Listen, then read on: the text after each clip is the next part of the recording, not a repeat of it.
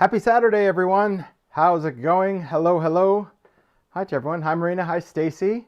Hi, Janet. I saw some people in the chat right away. Hi, Carolyn.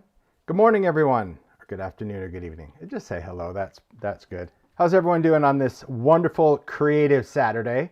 Here for Asked and Answered, so that's a good thing. I like that. Hey, Kathy. How are you? Hey, Jana. Desiree's here. Hi, Mario.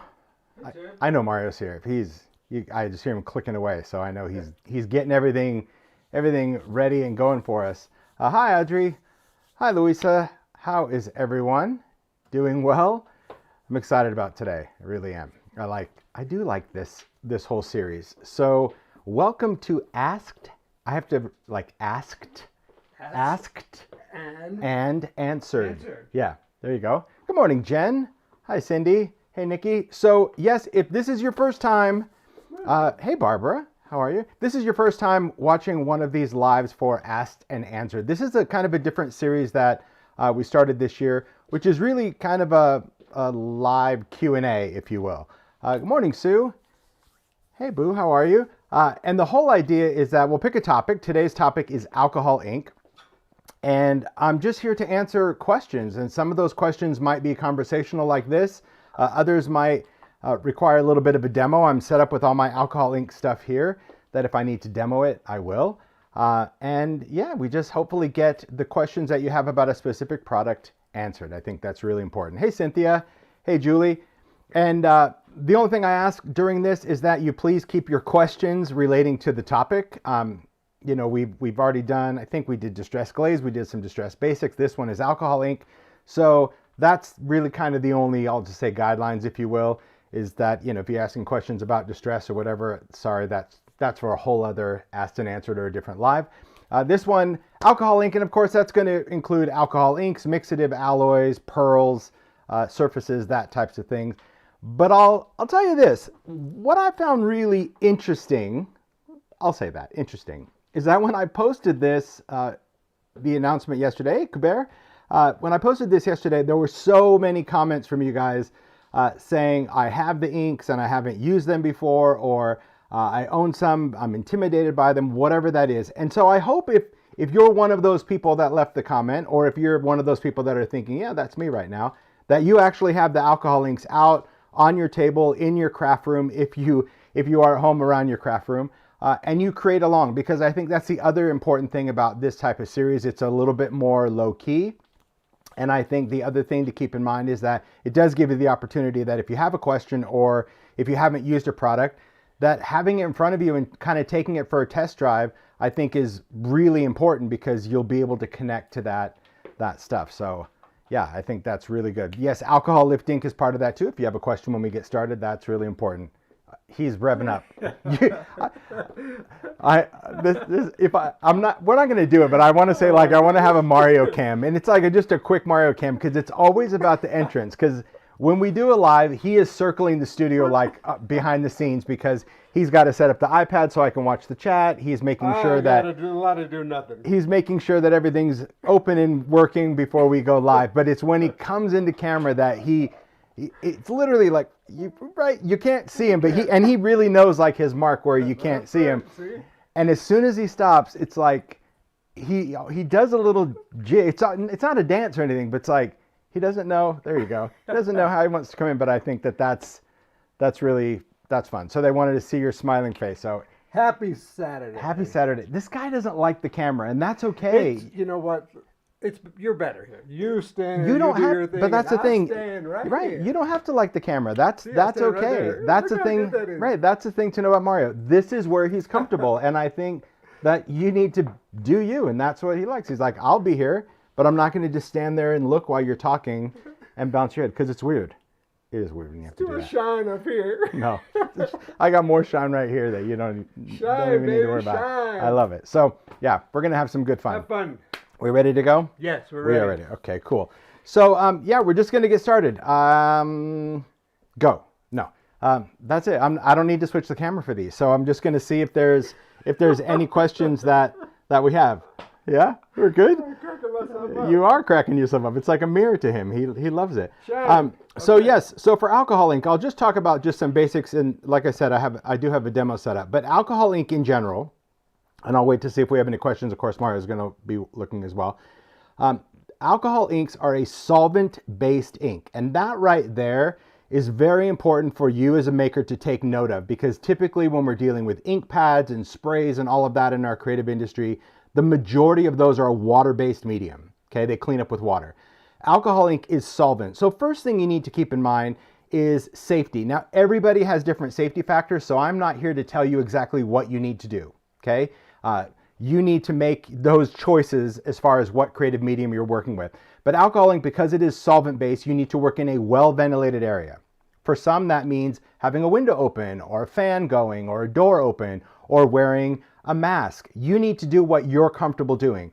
As far as wearing gloves, some techniques I wear gloves because I don't want the stain mess. Others, I just use my hands, but some people don't want it on their skin. Those are all choices that you need to make. But the most important thing from a safety aspect is in a well-ventilated area, because the fumes from the solvent, it does make you happier than you should be, but you need to really be in that area so you don't get lightheaded and all of that. But as far as all the other precautions, because really when you talk to different alcohol ink users or artists, they all are like, oh yes, I wear a mask, and that's great. They need to, or I always wear gloves, or I wear apron. So those are choices that you need to make, but that's really the gist of it. Because it is solvent though, it does allow for a whole different use of a colorant. We can use this on non-porous surfaces. That's its specialty. Now, people ask, well, does that mean I can't use it on regular cardstock? You can, but it's just an ink. It won't do anything that you've seen alcohol ink do on regular paper, okay? It needs something slick. Now, when I say non-porous surface, in a card maker world, then that's pretty much just different papers. Yupo, glossy cardstock, that type of thing. But in the other world is so many different surfaces out there as far as metals, resin, ceramic tiles. I mean, anything that's going to be a slick surface. Now, this is not for anything food grade, so you shouldn't be inking your dishes or wine glasses or all that. However, some people have done that from a decorative standpoint. Like maybe they want to alcohol ink like the stem of a wine glass for the holidays and then just clean it off, because solvent cleans off solvent. So you can clean this with rubbing alcohol, hand sanitizer, anything like that. As far as color fast, light fastness that a lot of artists tend to ask, that's really up to, again, the person or the artist. I don't seal anything because I'm just a maker or a creator. I don't plan on selling my work. But there are alcohol ink artists out there, and I follow several of them that are amazing, that work on huge pieces of artwork. I mean, we're talking they sell their stuff to galleries. I mean, their stuff goes for thousands of dollars, and they do have different sealers that they use. And everybody, it's really interesting, they have kind of a different formula or recipe that they use to seal, because there is not a specific sealer made for alcohol ink that everyone loves. So there's different UV fixatives, there's different spray sealers, but as far as a typical everyday crafter / maker, you don't need to worry about sealing it. It's not going to come off on your hands. It's only going to come off if it comes in contact with a type of solvent. So that's important to note.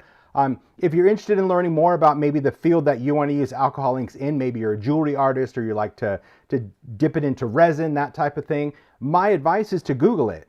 There are so many groups out there and different accounts that you can follow on social media that can actually dial into your specific use. There's an alcohol ink art community on Facebook that is amazing. They have teachers that will teach alcohol ink classes. I mean, there's so much stuff to know, but I think what's most important is that you need to start with what you're comfortable doing, okay? And that's really what I like to do. I like to kind of stay in my lane with alcohol ink and just do what I love to do. And I admire the people that can do amazing, amazing art. Everything from painting, I've seen flowers, I've seen mixed media. It's all types of kind of crazy things. So I see a question from Kathy. Would you make brown if you mix the wrong colors of alcohol ink? Yes. So alcohol inks are typically translucent dyes. So when you think of colorant, it is no different than like a water-based colorant like an ink pad. If you mixed all your different colors of inks together, it would make mud. It's the same thing. This is just a solvent-based versus water-based, but the colorant is still a translucent dye. They also have different additives. We have things like alloys and mixatives that are metallic, and we also have pearls, which have a really cool factor to them as well. All right, so okay, I'm gonna jump over because I see a question from Tony. Different effects with isopropyl versus blending solution. Let's go there. Let's start with that. I have some stuff set up, and I will tell you, I've got a table full of things. This is just for display purposes only. There's different tools, and we'll talk about that too. I'll try to watch the chat best I can, but first question was about alcohol blending solution isopropyl. So alcohol inks, translucent inks, they're in little bottles. These bottles, this is a different type of plastic than most of the Ranger products that are in, because this is a solvent, and solvents tend to evaporate through plastic. So that's why you'll notice the alcohol ink bottle is a much higher density plastic, so we don't get that evaporation versus something squishier like a squishy bottle. Okay. You can store them however you want. Some people store them on little shelves. Some people lay them down. Just make sure, if you plan on being one of those people that throw them in a bin like I do, I have them in my little spinner in my studio. Always make sure the caps are on, because these suckers like to leak, and when they leak, it's a mess. Or you can do a storage tin. Ranger has these great alcohol ink storage tins that are also stackable, so you can stack all of your stuff. So I have many tins. There are 85 colors of alcohol ink, 18 colors of alcohol pearls, and 13 alloys and mixative combined, which are the metallics. Okay, so there's a lot. Now, do you need all of them? No, you don't need all of them. Do you want all of them? I don't know. That's totally up to you. But we're going to answer the first question, which is about blending solution and isopropyl.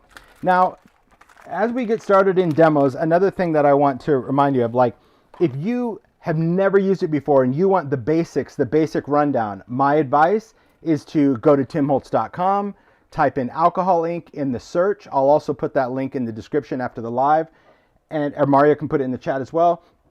But check those out, because I've done alcohol ink exploration lives, which are like 2+ hour lives where we go through all the basics, from how they're formulated, how to actually create swatches, all of those things.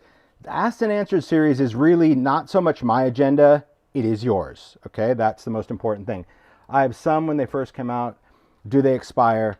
The thing about alcohol ink, as with any art medium, it's not an everlasting gobstopper. I don't know if there's an expiration date. I wouldn't say there's an expiration date to alcohol inks, but I would say that if you don't use them, your colorant could build up what I've experienced is like a sediment, where it gets a little grainy when you're doing your artwork. And if you experience that, then that would be because I think the colorant starts to break down over time. I've only ever had that happen like maybe twice to 2 different colors, and we've had alcohol inks out, believe it or not, since I think 2004 or 2005. So it's a lot. But as far as like an expiration date to product, no. But products are designed to be used, because to answer that question, there's so many different variables. You know, some people experience different things if they're in a high humidity, or, you know, maybe they have a drier climate where it's like even down to drying time. So that's use them. That's really it. Okay, I'm just gonna do this. The question is, alcohol ink used in any of your creative chemistry courses? I believe so. Yes. Not as intense as this, but yes. Okay.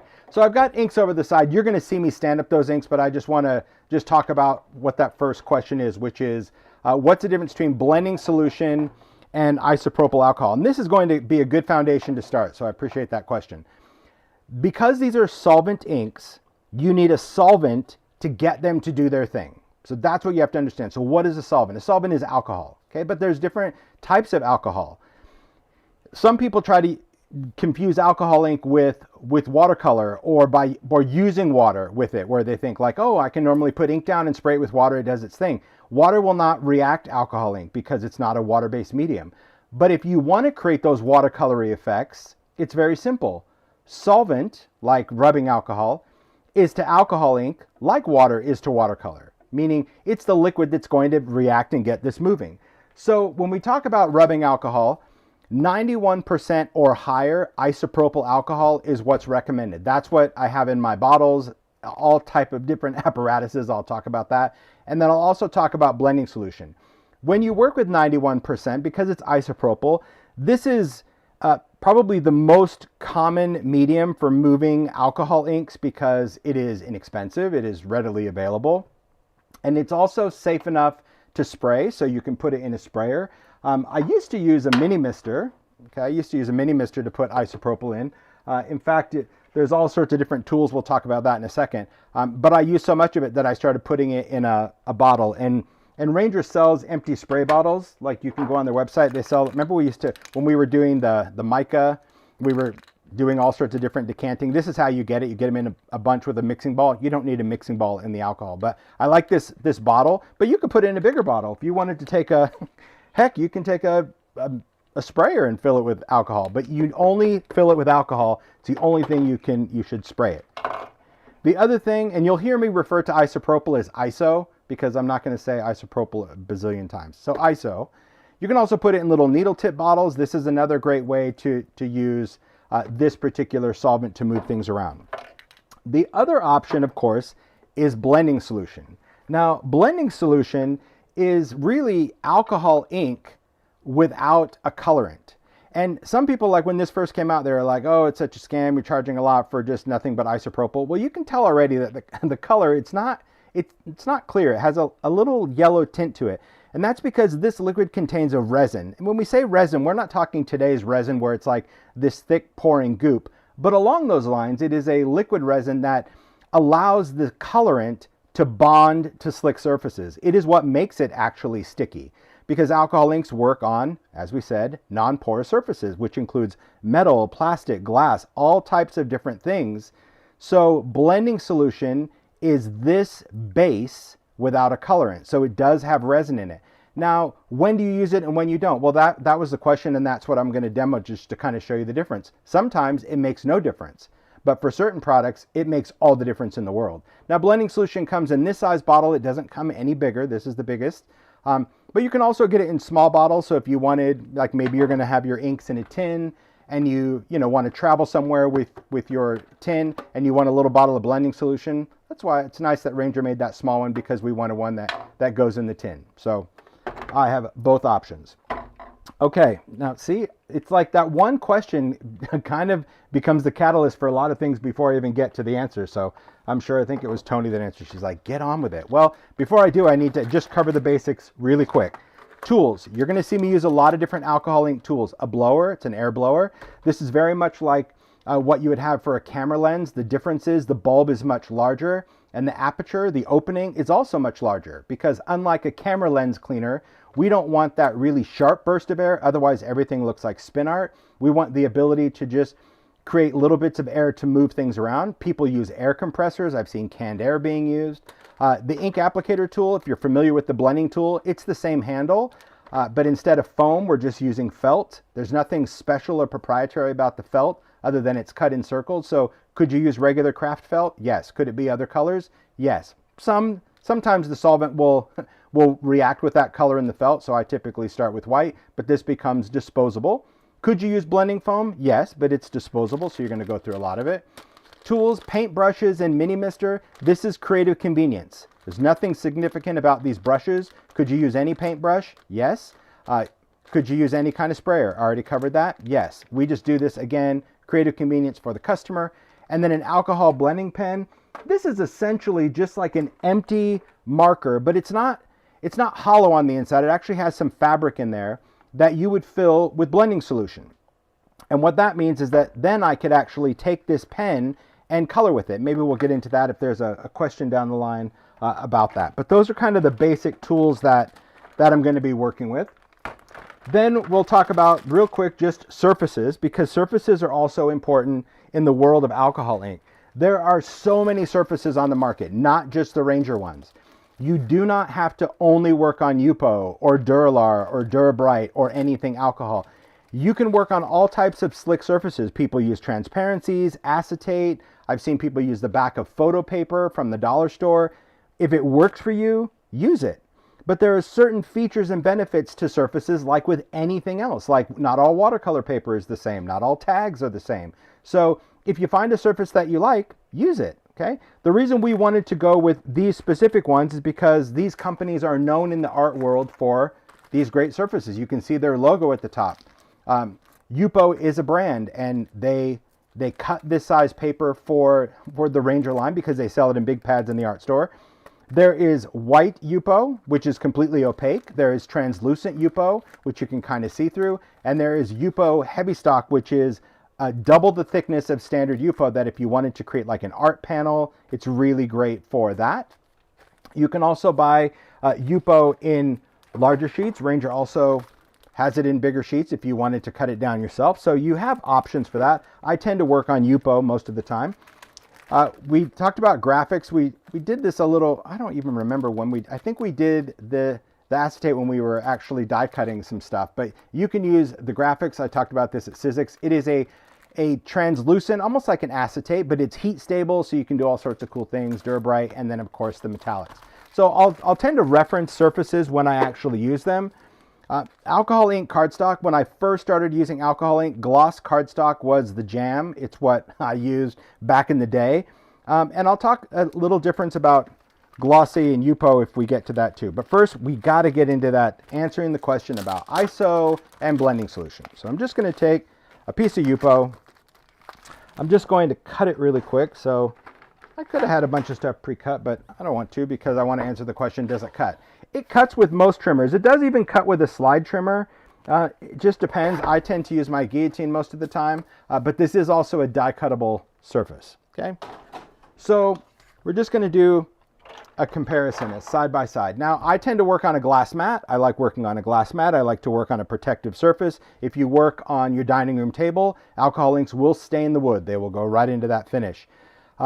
If you work on, say, a craft sheet, it will also stain a craft sheet. So if you have a white craft sheet or even a brown craft sheet, it tends to kind of bleed into the fibers when that breaks down and stain it. It doesn't make it that it doesn't work, it just stains it.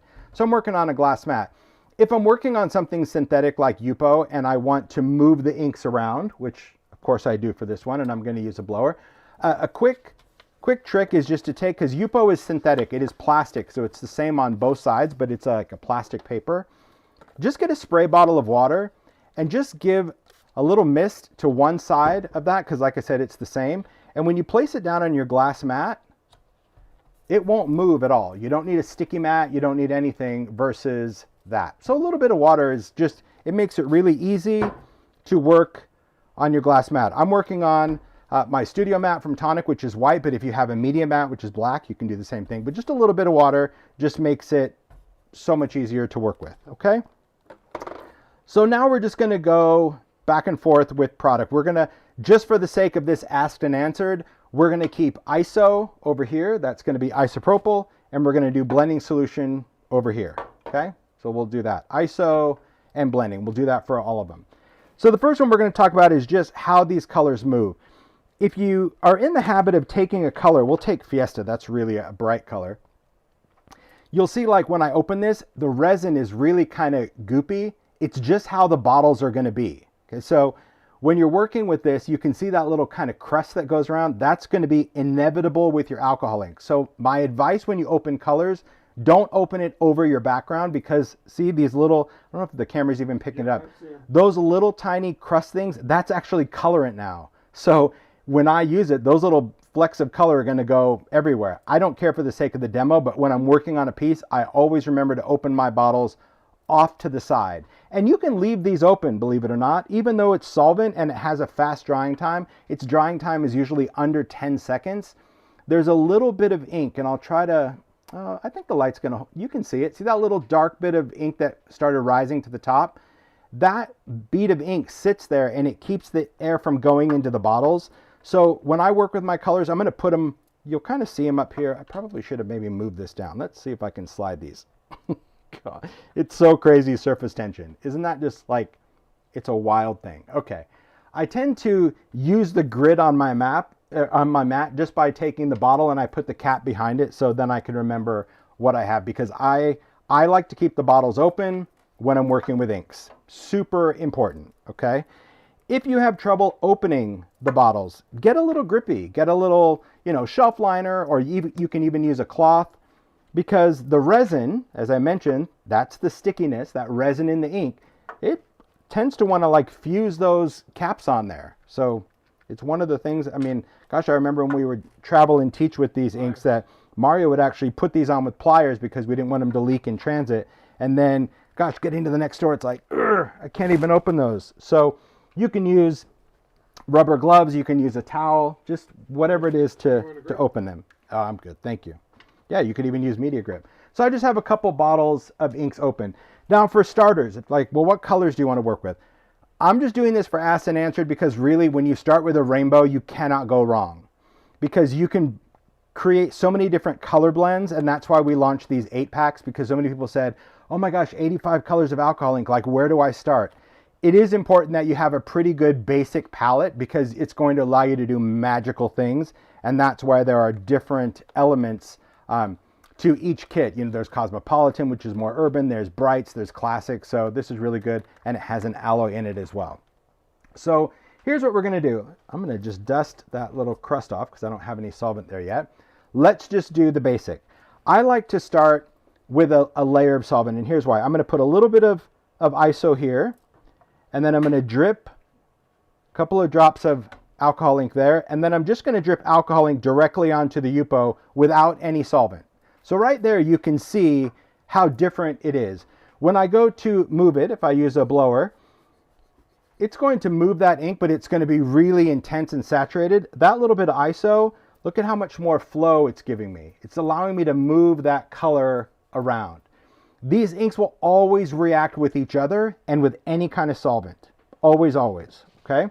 Even you come back to an alcohol ink piece that you did 2 years ago, if you put solvent on it, more alcohol ink, it will rework everything, which is great because it is pretty foolproof.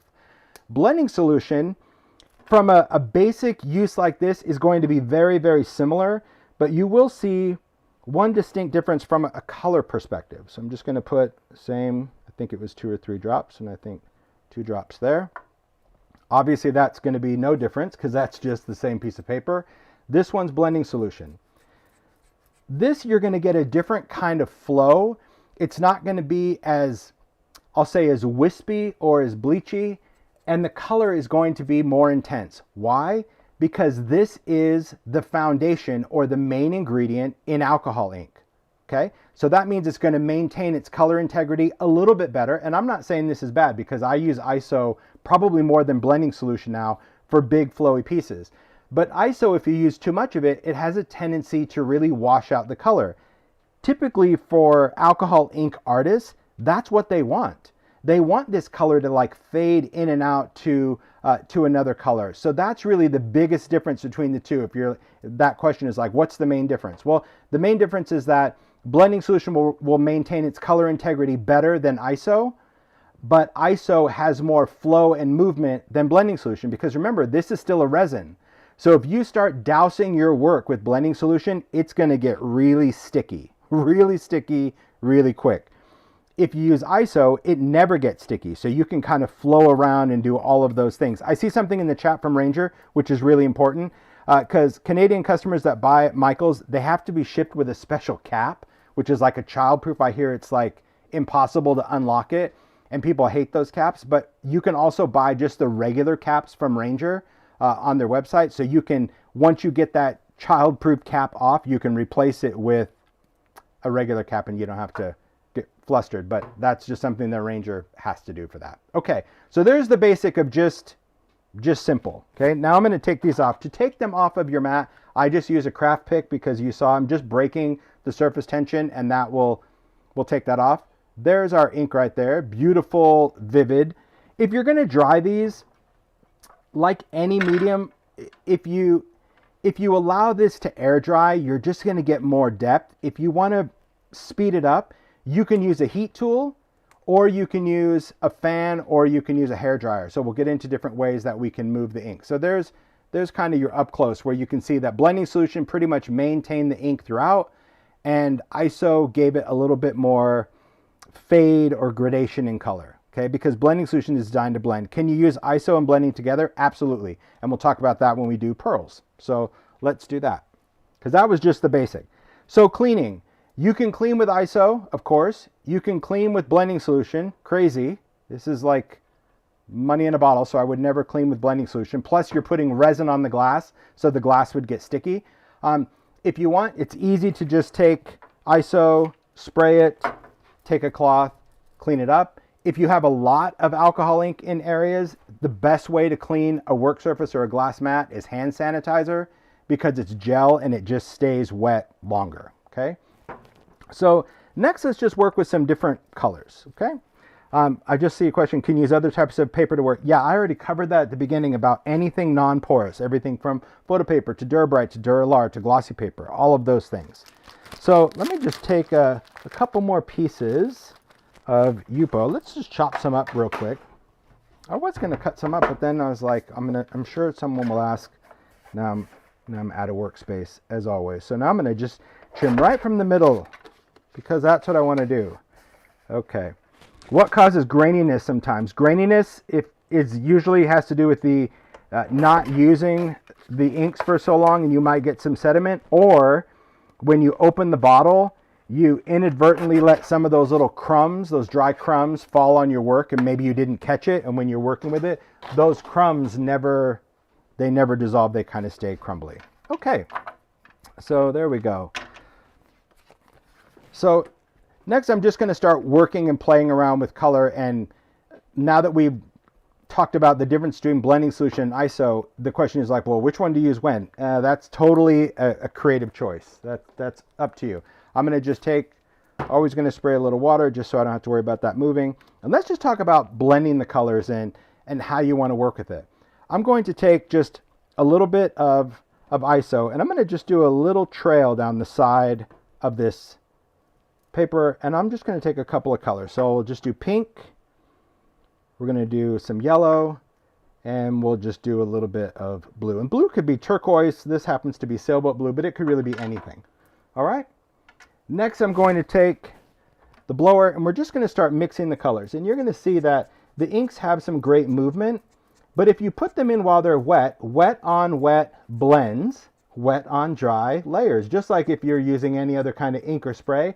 So by putting them on wet, when the pink and the yellow touch, we get a little orange. When the yellow and the blue touch, we get a little bit of green. And we can keep that flow. Now the blower, you can tell, I'm just using like little bursts of air. I'm not doing this. Like you're not hearing that and seeing all that air move on my skin. Not taking blood pressure, just going in and just gently using the air. And you can direct it. So you can angle where you want that to go. Now, if you want to keep this going, so let's say you're like, oh, I wish that blue would have trailed off the paper. No problem. Just go in with a little bit of whatever solvent you want. I used ISO, so I can keep using ISO, and that will just re-wet that and help you move that. It's incredibly forgiving. Let's say you wanted a little bit more movement out in here. Well, same thing. You can go in with some ISO. Now, as this ink starts to dry, you can see what that solvent is going to do. It's going to start creating that white space. So it just depends on when you're adding the solvent. I tend to try to keep things wet if I'm moving it around, but you can also go in and move things around with a brush. So if you just wanted to, let's say you wanted to get really fussy right there and kind of move that, you can just take a paintbrush and you can still move that ink while it's wet and fill in the blanks or pull in color. Or maybe you just wanted some color here. I've got ISO that I keep in a little bottle, so you can take that. Maybe I wanted to have a little bit more ink there. Okay, well, I can put some ink on the side. I can pick up some wet ink with a brush, and I can go in and just fill that in that way as well, because I don't want to risk throwing some more ISO on the work. See what I mean? So you really have some great flexibility when it comes to working with your inks. Now, as this is drying, we also have some other options. If we wanted to create some cool effects, we can go in with a little spray of ISO, and a spray of ISO is going to create this almost like a galaxy or starry effect. Now I just want to pick this up I want to hold it closer to the camera just so you can see whether we're dry or not dry. So see that wet? That means the ink is not dry yet. I want this to be dry before I go in and add this. So I'm just going to use a hair dryer, but you could also use a heat tool, but we talk about this hair dryer a lot in alcohol ink. It's a Conair. It's like a 2-in-1 brush. When you can buy these, I got mine at Walmart, but you can get them on Amazon, whatever. It's a really nice hair dryer because it focuses. It's just like a typical hair dryer, so it's nothing special. But I just don't use the brush attachment, but I like that I can angle this, and it has different settings, high, medium, low, all that. It's got a heat setting. So this I can just use to quickly dry my ink. But could you use a heat tool? Yes. Could you use a fan? Yes. It's just what I use. But use whatever you have. Use whatever works. Okay? Just people always ask, like, what is that trick. It's just a hairdryer. Okay, watch when I add a little bit. Remember, this is ISO. I'm going to go from a distance, and you can see what's going to happen on that background. Okay, let me hold this closer so you can see. Just, it was one little spritz. But see what it did? See those little spots? Now I'm going to hold it closer to the camera just so you can see what it did. If you hold this close, you'll see, it's going to blast out that great little speckly effect because solvent reacts with solvent. So this is a really fun way to add those little speckly kind of movements. Now, the more you add, the more it's going to start to work this ink and kind of dissipate. If you want something that's a bit more dramatic, well, you can use a splatter brush. A splatter brush, it's the same splatter brush if you've ever seen in demos that I use for paint or ink. You can use it for alcohol inks, or you can use it for isopropyl. So you can splatter on like a pink or a blue or whatever you want if you want to do ink, or you can do ISO. The brush is exactly the same. It's just sometimes we brand things, just for the creative convenience. So even like the palette, we have this in distress and alcohol ink. We have this in distress and alcohol ink because depending on the retailer, they might have all the alcohol ink stuff together, and this palette works for both mediums. So it's more of a packaging thing and not so, ooh, here we tricked you. That's never the plan, because we'll talk about the palette too. So if I wanted to splatter some on, you'll see I can just put some ISO on the mat, use this, pull this back. This is just going to give me bigger drips. You'll see, I'll hold that up in just a second, because the splatter brush is actually splattering.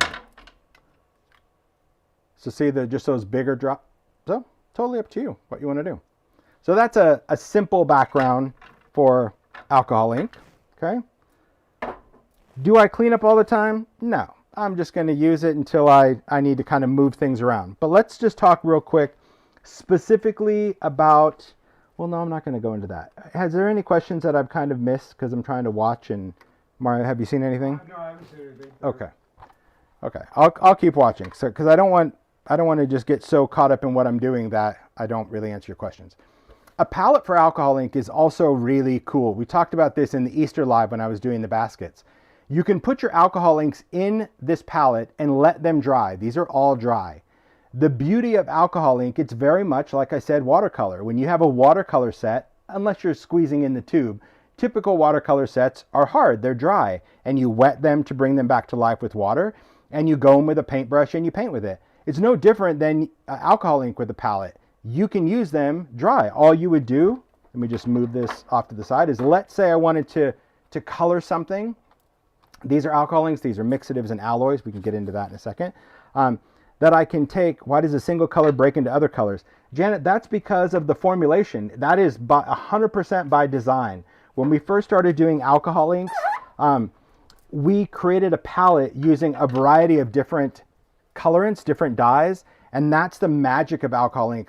A lot of brands use like straight on dyes for their blues or greens. The chemists, we wanted to create unique colors, and I think that's really the most special feature of our alcohol inks is that breakdown. You create some cool effects. I'll do that with black just to show you. So that's what people love, is all those different undertones, because it's not just like, oh, we have this special purple. No, to get all the different shades of purple, we're mixing different colorants to get those different shades and tones, and that's why when you add solvents, you get unique breakdowns that surprise you. Sometimes it's a blue or a red or a green that you weren't anticipating, and I think that's what makes it magical. And you really don't get that breakdown until you really flood it with a lot of ISO or blending solution, because at first, well, you saw right here, it maintains its color integrity, but you keep going, you're going to get those great breakdowns of color, which I think that's my favorite thing about the alcohol inks. Okay, so on this, here's some options. Well, we can go with our brush, and the brush, again, this is alcohol, this is ISO, this isn't water, but I can take that wet brush, and even though this ink is completely dry, I can pick up that color with the brush, and you could go in and paint with it. Now, you could watercolor with this on transparencies, you can use it on anything. If you were going to use it on regular cardstock, it's not going to do its thing. It's not going to be as magical as you anticipated. See, this is watercolor paper. So you're like, oh, I get it, I could just watercolor with it. Well, not on watercolor paper you can't, because unlike watercolor, this is just, it dries way too quick. That's why you need the slick surface. And that's why it's so important to understand the properties of alcohol ink and not be afraid of them. It's so fun to use. If you wanted to do something that was more controlled, that's where the blending pen comes in, because you take this, it's got two different nibs. You actually just pull the nib out. You put the solvent in, you could squeeze it in. You can squeeze blending solution, but there are people that squeeze isopropyl in here instead. And then it's got an airtight cap system, but it actually has solvent in it. So I can take this pen and go into a color. Maybe I want to take a little bit of purple. And again, this is dry, but that blending solution reacts. And now I have an alcohol marker that I can color and blend and do all that stuff to clean it. You can scribble it off. You can dip it into isopropyl. You can do whatever you want, but it's almost like a self-cleaning thing, because the solvent, see, it stains it, but there's nothing in there. See, there's no color now. So then you can go and pick up another color. I mean, obviously, I think if you were going to do alcohol markers, you would probably do alcohol markers, but sometimes you don't want alcohol markers and you just want to do a little bit different, okay? And all of these, again, I'm just using Yupo just because it's synthetic, and to me, that's going to give you the best result is a synthetic paper. We'll talk a little bit about glossy cardstock when we get into lift ink, because I saw that question. Okay, so that's the easiness of a palette. Or like when we were doing the baskets and we were painting and I needed fluid ink, I dripped fluid ink in there and painted with fluid. So you don't always have to paint it dry. If you wanted a lot more color, you could easily just drip some alcohol ink in that palette. You can still go in and use a brush, but the difference is obviously when you pick that up, see how intense that color is? Just depends on you as the maker, what you want. But this is a very easy way to manipulate ink and color, and every time you go in, I mean, you can just do all sorts of different things, like you can do different drops with your brush. I mean,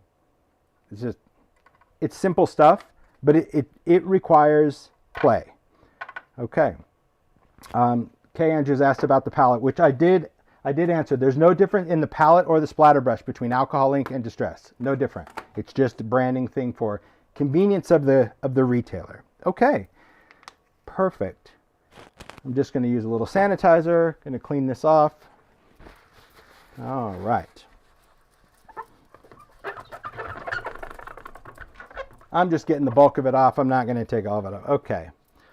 Question, how do you stop the ink from flowing if you're trying to use 3 colors on a piece of Yupo and one keeps overtaking the other? Well, you can apply them separately if you wanted to, or you could apply a tool. So let's say we wanted to just use a felt tool because we wanted a little bit more control. Just going to mist the back with some water. We can take this ink applicator, take some felt, and we can take some different colors. So here we can add a little bit of pink. You can dab some of that color on.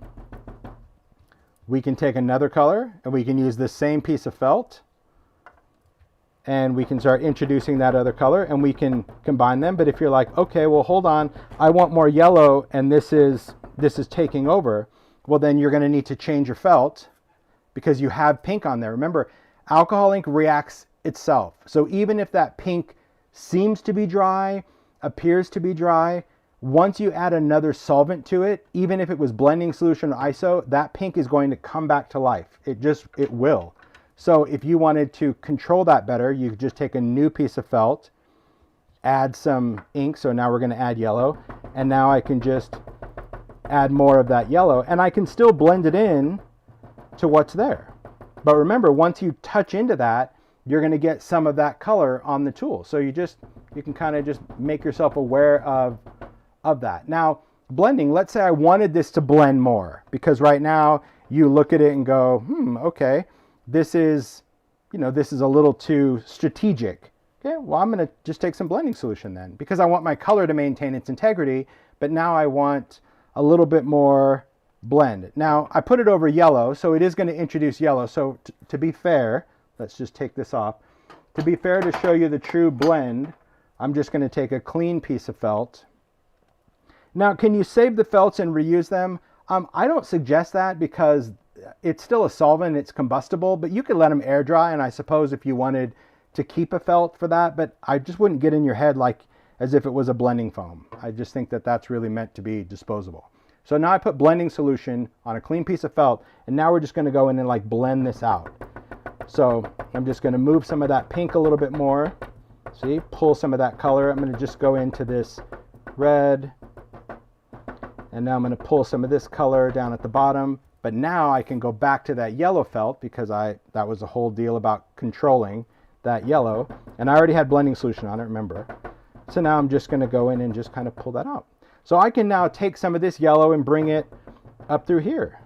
You know, it's always going to react. And the lighter you touch, this is where it gets a little tricky. The lighter you touch, it's going to react. So see in that yellow where I'm stamping, see those little dots? It will always react with itself even when dry. So pressure also plays a role as far as, you know, are you like doing that, like hammering, or are you just giving little taps, little tippity taps, because those also create some cool effects. But beautiful background. The thing about this is don't overthink the ink. That's the whole important thing. Don't overthink it. Question, can you use specialty stamping paper with alcohol ink? Is it non-porous? It's slick? Yes, you can. It's not going to work the same as plastic. So let's talk about glossy cardstock. Specialty stamping has now been retired, so I don't have that to demo, but I will show you glossy, which you kind of should answer your question about a slick paper maybe versus Yupo. Okay, so alcohol ink cardstock or any other kind of coated paper, okay, it's going to have a front or a back. Typically it has a coated side and an uncoated side, unlike a synthetic, which is plastic through and through. This is paper, so this will rip. This is plastic, it will not. Okay, it will just kind of create a kink. But there's a distinct difference in how these surfaces handle ink. Very distinct. Let's go in. I think I'll go in and use the alcohol ink blower. Let's do that. We're just going to use some color on that. Just so I can show both, and then I'll use the tool as well, just to kind of handle that. So take a little bit of ISO on both. Let's just do a little bit of green. We'll throw a little bit of blue. Maybe. Yeah, there we go. And maybe just a touch of purple. Okay, some cool colors. And let's just take the blower and kind of move this around. Remember, this is glossy. The torn one is glossy. There we go. That will help. And this is Yupo. Okay. So right away you can see when it blends completely different because the ink soaks right into the glossy surface. Okay. The biggest difference is when you want to go back and do more things. And it's forgivability. And sometimes for makers, that's probably the most important factor when it comes to creating a background is how permanent is it. Yes, you can stamp on these. I'll get into that next. I'll talk about that as soon as I'm done with this one. So if I move this around, that's going to be my color. If I move this around, that's going to be my color. But now if I want to add a little bit of blending solution, because remember we can use both together, put it there, put it here. I can continue to like move and manipulate this ink, but over here, you can't really go out of the box because this is stained. So this is incredibly porous. So while it works, it's great, it's not as forgiving as this. Also, the colors maintain their integrity. Remember, we only used blue, green, and purple. And the purple was quite dark. This is purple twilight. But this one looks kind of pinkish. Well, that's because the glossy paper, the white part of the paper, is what's shining through because your ink starts to soak into this paper. And if you keep going, it'll soak through the back of it, whereas Yupo won't do that. So that's the other factor. I don't want to say there's a right or wrong. Everybody has a personal preference. I used to only use glossy paper, but now it's like when you work on something synthetic, you have way more creative freedom because you never have to worry about the colors becoming mud or overusing it, especially when I go in and talk about an ink tool real quick. Mario, you remembering some questions? Right now, the only one that's in my head is going to be stamping. So, okay, I'm taking an ink tool, glossy, Yupo. Okay, so far so good. Usually on the first round, so far so good.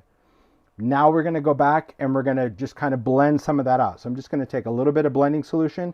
Could you use ISO for this? Yes, but we already know the difference from the very first question, which was a great starter, by the way. When I go on glossy, getting a little muddier. When I go on Yupo, play. Okay, I'm going to go back. Blend, blend. Here's our difference. See the distinct difference? Glossy, once it gets color, it's not going to give it back. It's like, here it is, I'm taking it. And that's, of course, alcohol ink cardstock, gloss cardstock. That's how it's branded. It's glossy paper. So it really has to do with freedom. And if you haven't played with your alcohol inks much and you only have glossy cardstock and you've been frustrated, my advice is get yourself some Yupo or any synthetic paper that you like to work with. I think you'll be much happier with the results. Even down to spraying with alcohol. I'm going to do that on glossy. I'll actually give it a couple sprays, and I'm going to do that on Yupo. So even how it works, this is alcohol on glossy. It just kind of creates almost that spongy finish, and here is alcohol sprayed over the ink. It's way more reactive because synthetic. So there you go. Perfect, perfect. Let's get this stuff out of the way. I'm just kind of building a stack. Okay, let's answer the stamping question. Then I see something about other surfaces. Yeah, if we don't get to your question right away, feel free to re-ask it. You don't need to get frustrated because there's a few people in the chat. Just know that, you know, if I'm in the middle of something, I can't just stop and answer that specific question, but I want to get to the questions that you have. Okay, stamping. Let me grab some things. I'll take this. This would be a good one. I have a bunch of things off camera that I've done before. Okay, so stamping. If you're going to stamp, and it depends on the surface again, you need to work and try with different things because you have creative options. My ink of choice when it comes to stamping is going to be archival ink. And I know that, like, I also love versifying Claire, like it's a Nocturne black, but not for alcohol ink because that Nocturne is a pigment ink and it's going to smear indefinitely. Archival ink is oil based. If you try with StazOn, a lot of times when you try to stamp on StazOn, because people go, oh, okay, I'm going to stamp with StazOn because it's going to be permanent on plastic. That would be true in most cases, but because StazOn is a solvent ink, and I already told you at the beginning, solvents react with solvents. If you stamp on an alcohol ink background with StazOn, you tend to get this weird halo or your image starts to blur and you think, ooh, did I not do a good job stamping? No, it's because the solvent in that ink is reacting with the solvent on that paper, and before it dries, it's creating a little wisp. Archival is oil-based, so that means it's going to sit on the surface. You can dry it with a hairdryer or heat tool, but that's really my favorite. The thing to keep in mind, though, when you're stamping is that it's still going to become part of the background. This is stamped with archival and lift ink as well. So could we stamp on one of the backgrounds that we did? Sure, we could even stamp on like this little, you know, this little tester piece just to kind of show you. Let's see, what do I have? I brought a couple things. Let's just take something small and trivial, like a tree. Yeah, real small. Let's stamp a tree. Okay, it's not a big deal, but it's a tree. Okay, let's take this. I'm just going to put a stamp on here just to show you the difference. We'll take some archival and we'll ink. We'll get into die cut, but save that question for a little bit later, and I'm happy to answer that. Okay, archival ink. We're going to do this on Yupo. Stamp and lift. Now, when I stamp, I love to use if I use a smaller stamp, I like to use a longer block because I don't like to have a little square and try to get my fingers to stamp and stick into the surface. This just makes it easy that I can, you know, position where I want to have a stamp, and I can stamp and lift it off.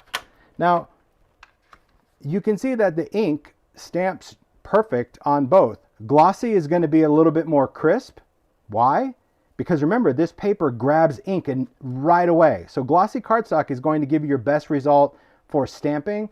Yupo can also stamp, but it just takes a little while for this to dry. And again, you can use a heat tool or a hairdryer to dry those. If you're going to use a heat tool, just keep your distance on Yupo because it's plastic, but it is heat stable, but you just don't want to torch it. However, if you want your image to really pop, really dominate and be like, whoa, like that is super intense, the trick then is embossing. And in those other alcohol ink videos, I showed this this particular background from start to finish, but it's essentially just stamping. We're still stamping in archival. That's the important thing to note.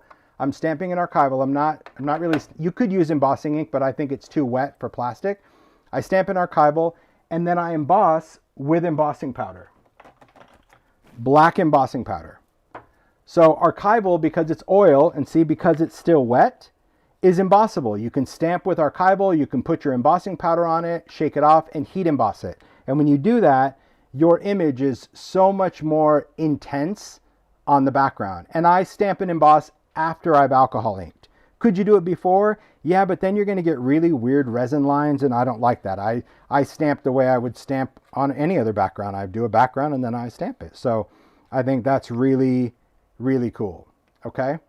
So that's how you get the most intense thing, is just using embossing. And again, could you stamp with Versamark or embossing ink? Yes, but your image is not going to be as crisp because this is still Yupo. This is plastic. It might work better on glossy paper. That's the whole point of alcohol ink that I said at the very beginning. If you're intimidated, you really need to play. You won't learn unless you play. You won't know what works best for you unless you try it out. Another cool thing is working on the alcohol ink Duralar, which is that clear, it is a heat stable alcohol inkable. Take a look at this one. This is that wonderful Dragonfly Legend, Stampers Anonymous, stamped and embossed. I do this in one of the videos that are on the website that Mario linked. That'll be in the description box as well. But just alcohol ink, the transparency. This is swiped, so I'll talk about that. And then you could not only emboss, but you can remove some of the color. So see how we got color there? Let's see that little circle right there. Let's say we didn't want the alcohol ink there because we wanted, I don't know, we wanted it to be clear. I could go in with a brush. I don't even know when I did this. A year ago, a couple of years ago? Who knows? But I could just go in with a brush and I can remove that alcohol ink just with some solvent, or thin it out or create more of a watercolory effect. So see, I could highlight that at any time. Solvent, React solvent. Even though this is completely dry, smudge proof, even if you were to lick your art, it's not going to come off. It's still waterproof, but it's not solvent proof. That's what's really, really cool. This was regular embossing powder. Someone asked that, but I used fine detail just because it's fine detail. But yes, standard embossing powder. But you could use glaze. Glaze is just going to be translucent, so it's going to pick up the color from your background. Okay, fun stuff with stamps. I'm just going to move this out of the way. Okay, gosh, how are we doing, Mario? Doing good. Boy, this chat, I love that people are so interested, but I feel like I can't answer 100 questions at once, and I really wish I could. I mean, I could, but then nothing would make sense, right? Okay, so let's see. We talked about stamps, so actually let's do a little bit more. Let's do a little bit more into that. Let's talk about stamping and lift ink. Are there any questions right away? I did see some die cut. I'll get into die cutting. I promise that. I want to work on alcohol inks and I'll work on backgrounds. We're going to talk about lift ink in just a second, but I'm going to create a few quick backgrounds so we have stuff to lift. So in addition to doing all the little, we talked about stamping a whole background. We talked about just doing parts and pieces. These are great backgrounds. We can also work with some cool things. Let's see. Can use a regular pen over these inks. If that pen will write on plastic, yes. So when you say regular pen, like a ballpoint pen, if it can write on plastic, then yes, you can definitely use it, or a paint pen as well. Okay, let's talk a little bit about metallics.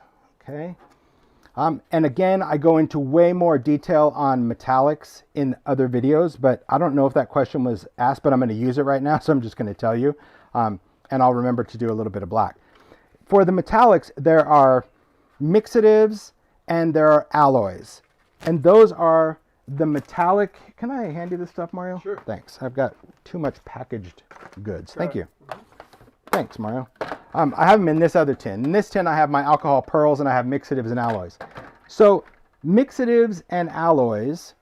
Mixatives were the first things to come out in the alcohol line years ago when they first came out, which is a pigment.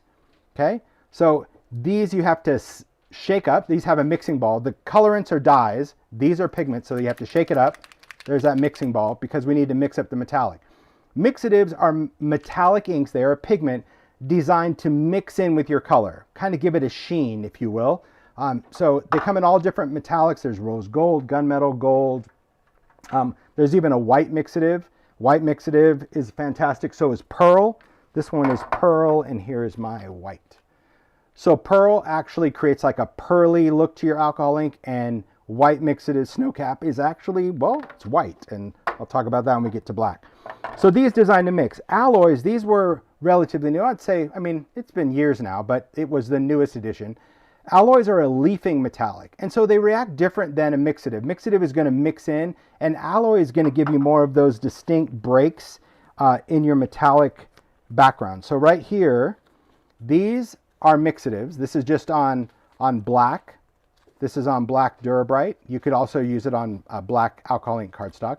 But you can see that when you use it, now remember, when it comes to a pigment, you must use blending solution. You must use some of this. You can use blending solution first and then go and add some ISO, but you have to start with blending solution. If you start with ISO, these won't stick to the surface. The metallic will just rub off when you touch it. Blending solution is going to give it that extra grab to make sure it sticks. But here you can see just blending solution, mixative, blew it out with the blower on black. Again, this is black Durabrite. So this is a synthetic plastic. It's like black, just think of it as like black Yupo, but it's a different company, so they call it Durabrite. It's from Graphics. Nice, mixy, wispy look. These are alloys. So you see how different the metallic reacts? See how this becomes more clumpy and definitely more luminous? I'll actually compare the two golds. So this is gold mixative, and this is gold alloy. So see how, like, it's totally different. It has a completely different look and effect to it. So alloys to me are probably more preferred because I love the breaks in it.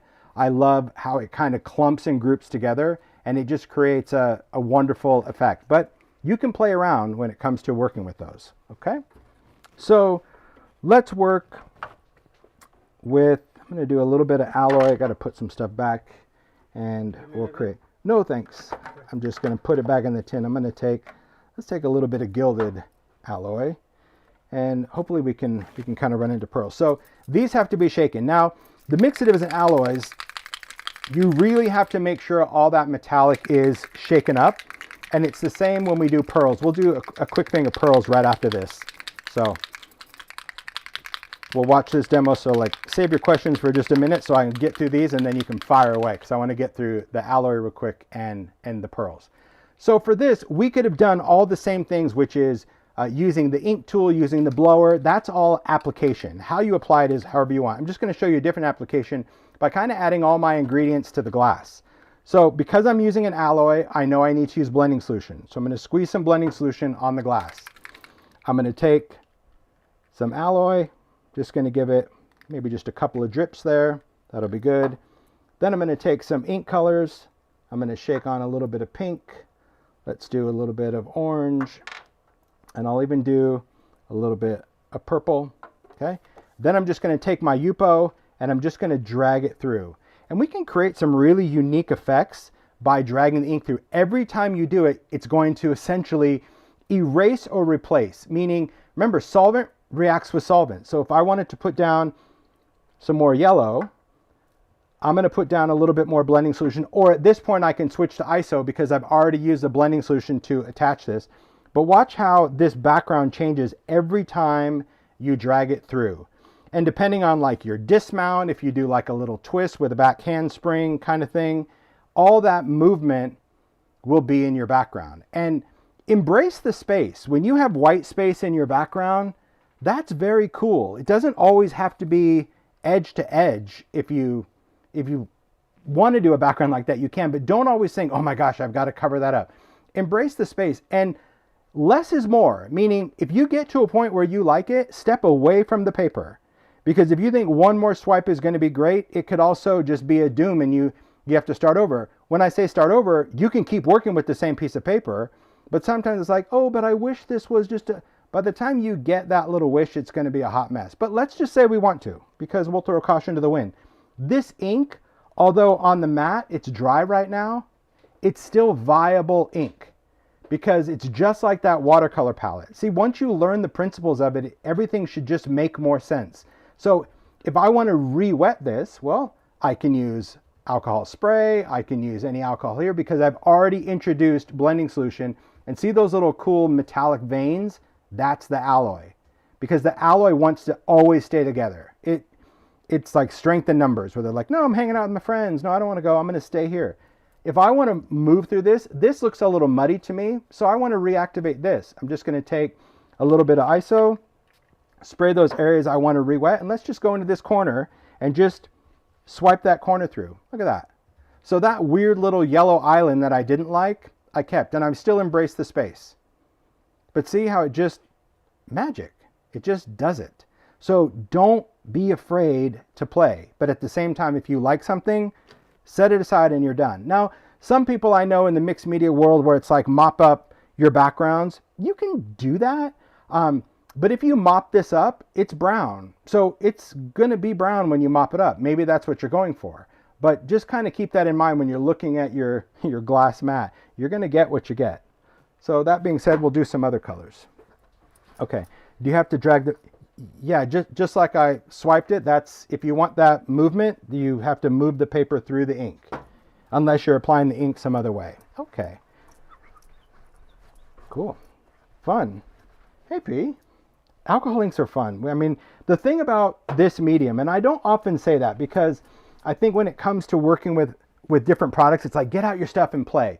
When it comes to alcohol ink, like, I think you need to be in the zone.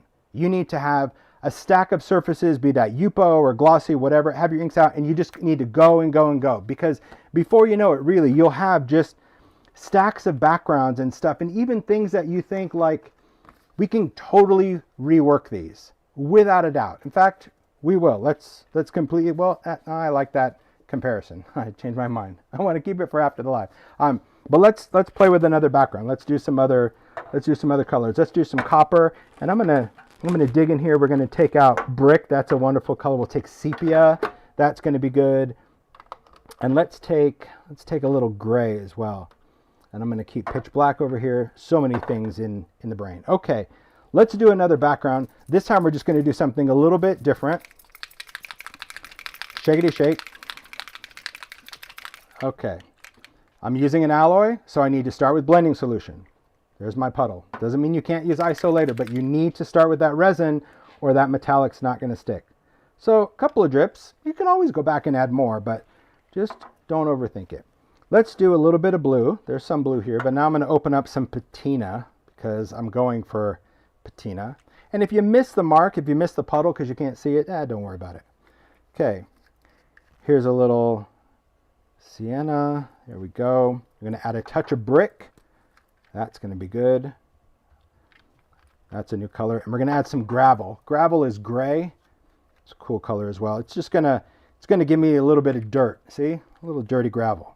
And we'll do that same technique. We're just going to drag right through this. So let's drag through that. Ooh, look at that. So see, you could just be done. You could be like, you know what? I'm going to take this, add a flower to it, whatever, finished. Or we can say, no, I'm not quite done. I'm just going to keep going and I'll drag a different way. Ooh, see, I like that. Or, hey, you know what? I'm going to do it this way.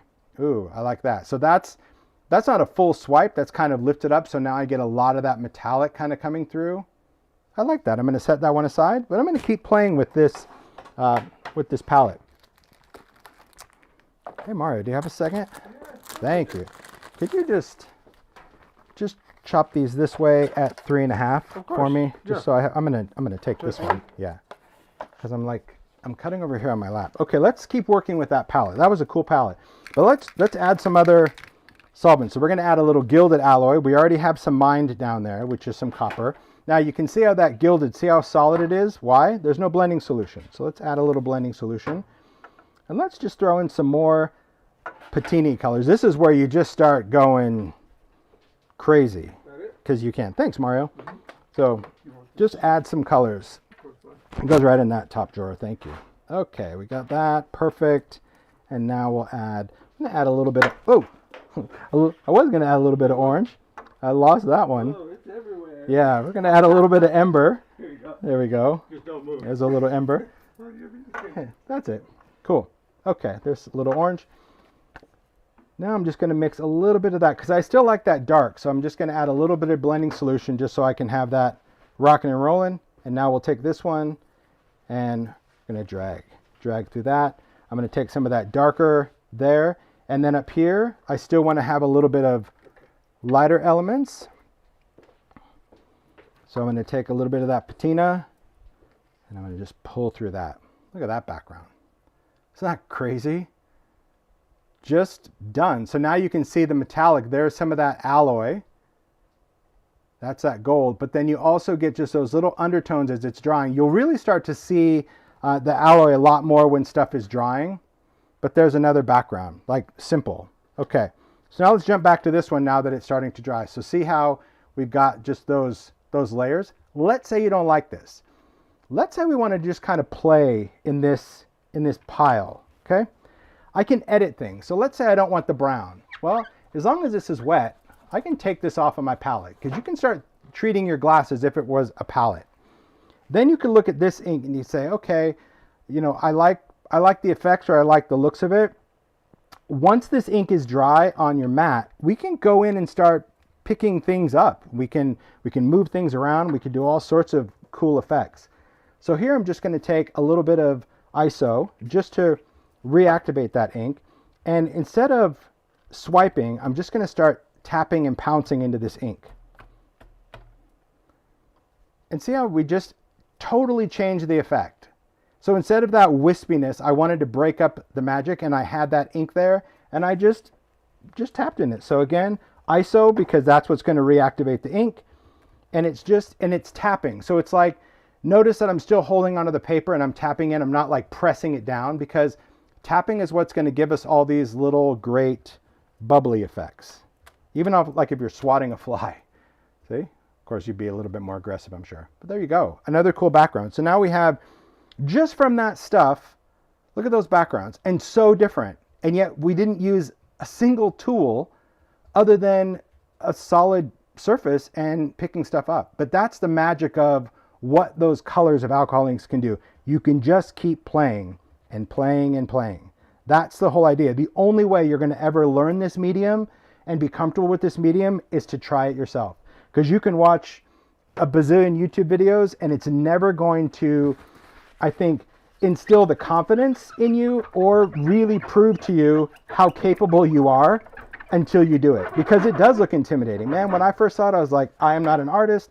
I don't know how to pick colors. This is a hot mess. What do I do? And then once you start, you're like, oh, if you don't like it, just add a different layer, a different color. Okay. So far, so good. I'm just going to do black real quick, and then I'll do some lifting. Okay. So for this, we're going to just talk about pitch black. Okay. It's one color of alcohol ink, but and many other colors do this. Eggplant is notorious for that. Really, most colors have their own weird, unique properties of breaking down. But we're just going to take pitch black. I'm going to spray a little water on the back on Yupo again, and we'll do this and ISO. Let's see what we get. Okay.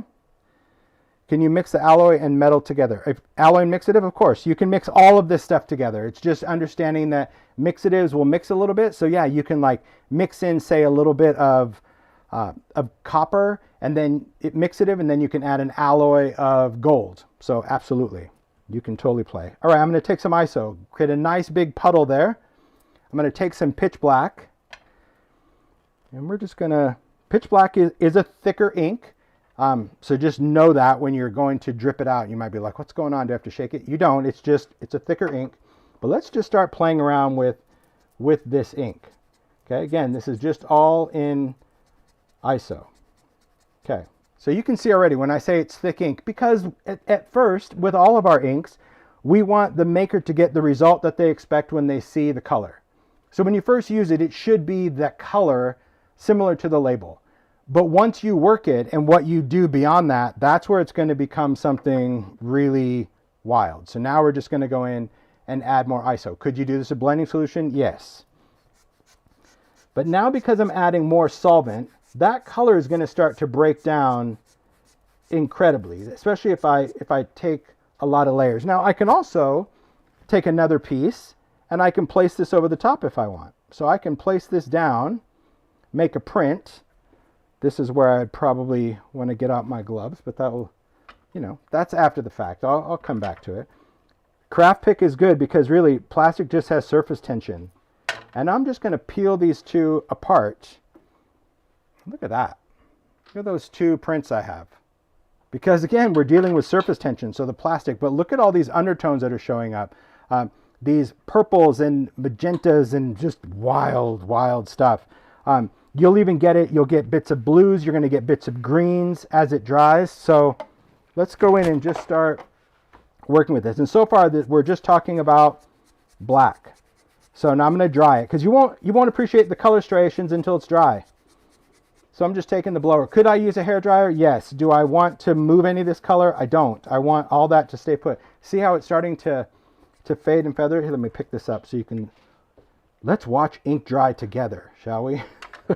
But you'll see. See how that's dry? Like watch as it's drying. You're going to see it flopping around, but... See? Okay. Let's just look at this one to start. Can you see these like blue and green little lines right there? That's also in the black. The pink that's showing up, that kind of hazy craziness. Okay. What else could we do with it? Well, we already know just from watching the beginning, we can take a splatter brush, we can go right into some ISO, and we can create some fun splatters because this is just going to be bigger. We could also spray it on. So I'm just going to add some. You'll see. The thing you want to make sure when you're doing splattering and spraying and all of those other things, never do that with blending solution. Don't splatter it or spray it, okay? The reason you don't want to do this is because it has so much resin in it, you don't want this to come in contact with your eyes or ingest it, even breathing in, okay? I think that's important. Will you be talking or showing alcohol ink on canvas? I won't be showing it, but you can use alcohol ink on canvas as long as the canvas is primed. So let's talk about that real quick, why these just sit and do their little bit of magic. I'm going to let them dry completely because I like that. We're going to do some lifting. Okay. While that's drying, ooh, gosh, I wish I could pick that up. I probably will with a piece of Yupo. Hold on. See, that's the thing. Ooh, look at the back. Oh, sweet mother of magic. Look at the back. That's just lifting it up from the glass. Look at those colors. That I prefer the back more than the front of this piece. Look at that background. See all those undertones? You can sit down with a bottle of black and isopropyl and have a good day. That's it. Have fun. That's it. All right, I'm letting that dry. See, you never know. This one, the back's nothing because it wasn't sitting on the glass. But see, I like that. It's a 2-for-1. Okay, I'm going to set those off the side. I could keep going with this, but honestly, I have to remember this is asked and answered. Otherwise, I would continue to play with this alcohol ink for the next 3 hours. But I see some questions about gesso and a question about canvas. So give me 2 seconds to clean this up. Would I be using this? You know I would, but not today, Tim. Not today. Not today. Okay. The big question. Could use it on canvas, could use it on other things. I've shown this for years, and it's very eye-opening when you understand it. We talked about this at the very beginning of the live, that alcohol inks are designed for non-porous surfaces. Non-porous surfaces, we've talked about plastic, Yupo, we can even talk about metal, so you can alcohol ink metal charms just by dripping the ink on. It couldn't be easier. You can paint it on. So let's say we wanted this butterfly to just be orange. We can just drip the ink directly on there. We can let it dry that way. You can go in with a paintbrush. You can move it around. I mean, it really could not be easier. You can add other colors to it. So we can make, one wing a different color, let it air dry. Okay. You can also take things like resin because there's other things, little plastic beads. We've talked about baubles and pearls, all this stuff from Ideology. Go back and watch any of the Halloween and Christmas where we alcohol ink bubbles to look like green bubbles in a cauldron or pearls to look like mercury glass ornaments. But any of this stuff, even like typography, anything that's going to be non-porous, you can create some beautiful inky pieces. Like this is a salvage heart. Now I didn't do anything to this. I didn't seal it. I didn't add a resin. I didn't put glossy accents. All I did was drip the ink directly on it. And when you use the ink directly from the bottle without blending solution and without isopropyl, this is where that resin really builds up. So I was just dripping, dripping, dripping, and it creates this amazing shine and finish. So those are just inks dripped on a salvage heart. Now, obviously, when you drip it, you're going to get those really dark areas. If you don't want those, just dab it off before it dries or use a brush. But I wanted them because to me, it just made it look more like an agate. And that was, again, just done just like I did here. I laid the heart on here and you just start dripping your inks. That's it. You just drip it directly on there. And you can, and to move my color, so there we go. We'll do 3 different colors right now because then I'm going to still talk about this. Multitask. You just take the blower and you just move the ink around. See? Look at that. And you may need to go back and add more. Now, funny story, because I did the heart last night, because I had the idea last minute. I was so excited. Listen, as makers, you guys get this, so I don't even need to explain it to you, but you're going to get it. I was so excited for how the heart turned out, because the hearts are relatively new to ideology, so I hadn't really done much on alcohol ink with them. And I love the effect that I'm talking about. I'm like, look at this, it's so cool. And in my excitement, I literally blasted this blower as if I was taking someone's blood pressure who was like, they needed it taken. And I hit this so hard that the inks like literally shot upwards. Like all this ink down here, it shot, because see, you can use some force to see that color to reveal. That's what I was doing. I was just, so cool. But it was so much ink that just blew up. And Mario goes, what was that? And I go, oh, that's ink all over my keyboard, my Mac, it was everything. But it was funny. He remembers it. Okay, so there you go. So once you're happy, see how much ink is down there? That's what I blasted. You blew the heart across the map. I did. But you can always go back. So it's like, oh, I lost my yellow. Okay, we'll put some in. Oh my gosh, it's so much fun. It's so forgiving. And that's how I'm going to get like this resin effect. Ooh, I like that. And then you could even hit it with like some rubbing alcohol to get even more. No. Ooh. Oh, see that? I did that just for you. Now I'm just making a hot mess of this one. That's okay. If you don't like something, because I probably won't like this heart when it's done, but who knows? I'm getting that little purple. You can just let it. Oh, I actually do love that. You can just clean it off with sanitizer and start over. Ooh, but I'm going to add some blue. Thanks, Mario. That kind of muck actually made something really cool. Okay, back to this. Anytime you have a non-porous surface that's going to be slick, you use the inks as is. But let's say you wanted to put your inks on a typically porous surface. I saw the question about canvas. Maybe it's an art journal. Maybe it's a wood box. Maybe it's a piece of chipboard or etc. This is Stampers Anonymous, etc., which is a hard paperboard. All you need to do is seal that surface, and then it's alcohol inkable. However, what you choose to seal it with is going to work differently with the inks. So I can't just say like, yeah, use this, it's going to be great. And I can't say don't use this because it doesn't work. These all work. So the first one is going to be gesso. Now gesso, let's see, where's my little bucket of stuff? This? No, I have it somewhere. I was so prepared. Not there, not there. It's a whole stack of jars. Okay, Holtz. No. Here it is. Because I wanted visual. Dina Wakley, white gesso. If you gesso, is it alcohol inkable? Absolutely. So gesso made it perfect, where you can apply it, and once it dries, so you've sealed the surface, this is alcohol ink with a blower, where it's moving around, ISO, blending solution, whatever. See what happens when the ink is not on that surface? It just soaks right in. That's where the ink tool, tap, tap, tap. So gesso, great results. Collage medium. So let's say you wanted to seal it with collage medium. You could, but collage medium, in my opinion, was very porous. It reacted almost like glossy cardstock. So even though the ink flowed for a little bit, when I went to add a second layer, it didn't give me the same movement as gesso did. It tended to grab on the ink a little bit more. So I suppose if you were going to put it on and do like one layer of ink, you would be fine. But any more than that, I wouldn't really say collage medium is your jam. And then you have standards, acrylic paint. I use distress paint, but it's nothing significant with distress of why it worked. So this is white acrylic paint, very similar to gesso. However, you can see that my color got a little pinkish purple.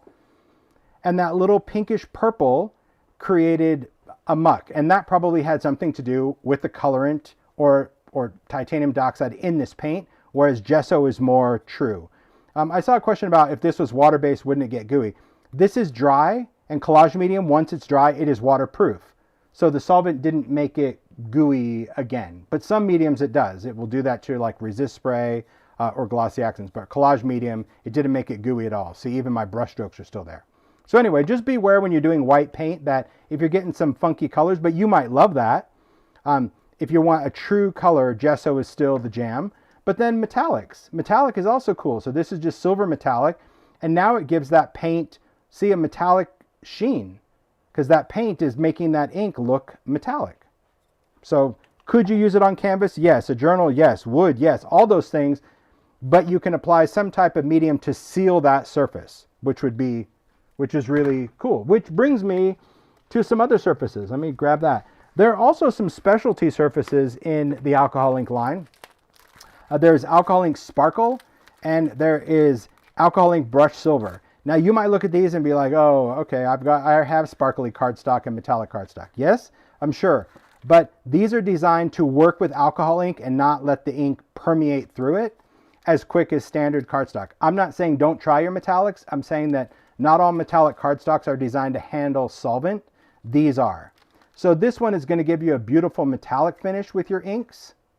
Okay, it's that brush silver. This one is sparkly, and the camera will never pick up sparkle the same way it never picks up mica. But this is, I wouldn't say it's glittery. I would just say it's sparkly. It does look like glitter, but really, really tiny. It kind of shows. It's beautiful. So those are some specialties if you want to create some cool looks. I absolutely love that. Okay. Okay, let's move on from surfaces. Oh, see that heart it ended up turning out pretty cool. Welcome. Okay. Maria's like, you're welcome. So metals, yes. Resins, yes. Glass bottles, yes. All those things. I mean, if you've been watching videos long enough, you know that I'm a huge fan of colorizing mica flakes and glitter. So these are synthetic mica flakes that I do with Ranger, and this is a clear, almost sugary glitter. And I've done a bazillion videos on that, so I won't do it in asked and answered, but just so you can see, you can create all these colors of glitter from rock candy and tinting it with alcohol ink. And it's all dry glitter. You can also create beautiful colors of mica flakes. So, you know, just imagine like for spring and you wanted the lightest pink mica flakes. And they're still, yeah, they're beautiful. And that's just done using the mica flakes and alcohol ink. And once they're colored, you know, you can use them for shaker cards, you can do all that, but you could totally customize that, even down to like gray or black for Halloween. It's fun. So you can do that to tiny glass beads, all sorts of shaker things. Once you get into the alcohol ink world, honestly, nothing is safe. It becomes crazy. Okay, let me clean some of this stuff off. We're going to go back to lift ink, I think it was.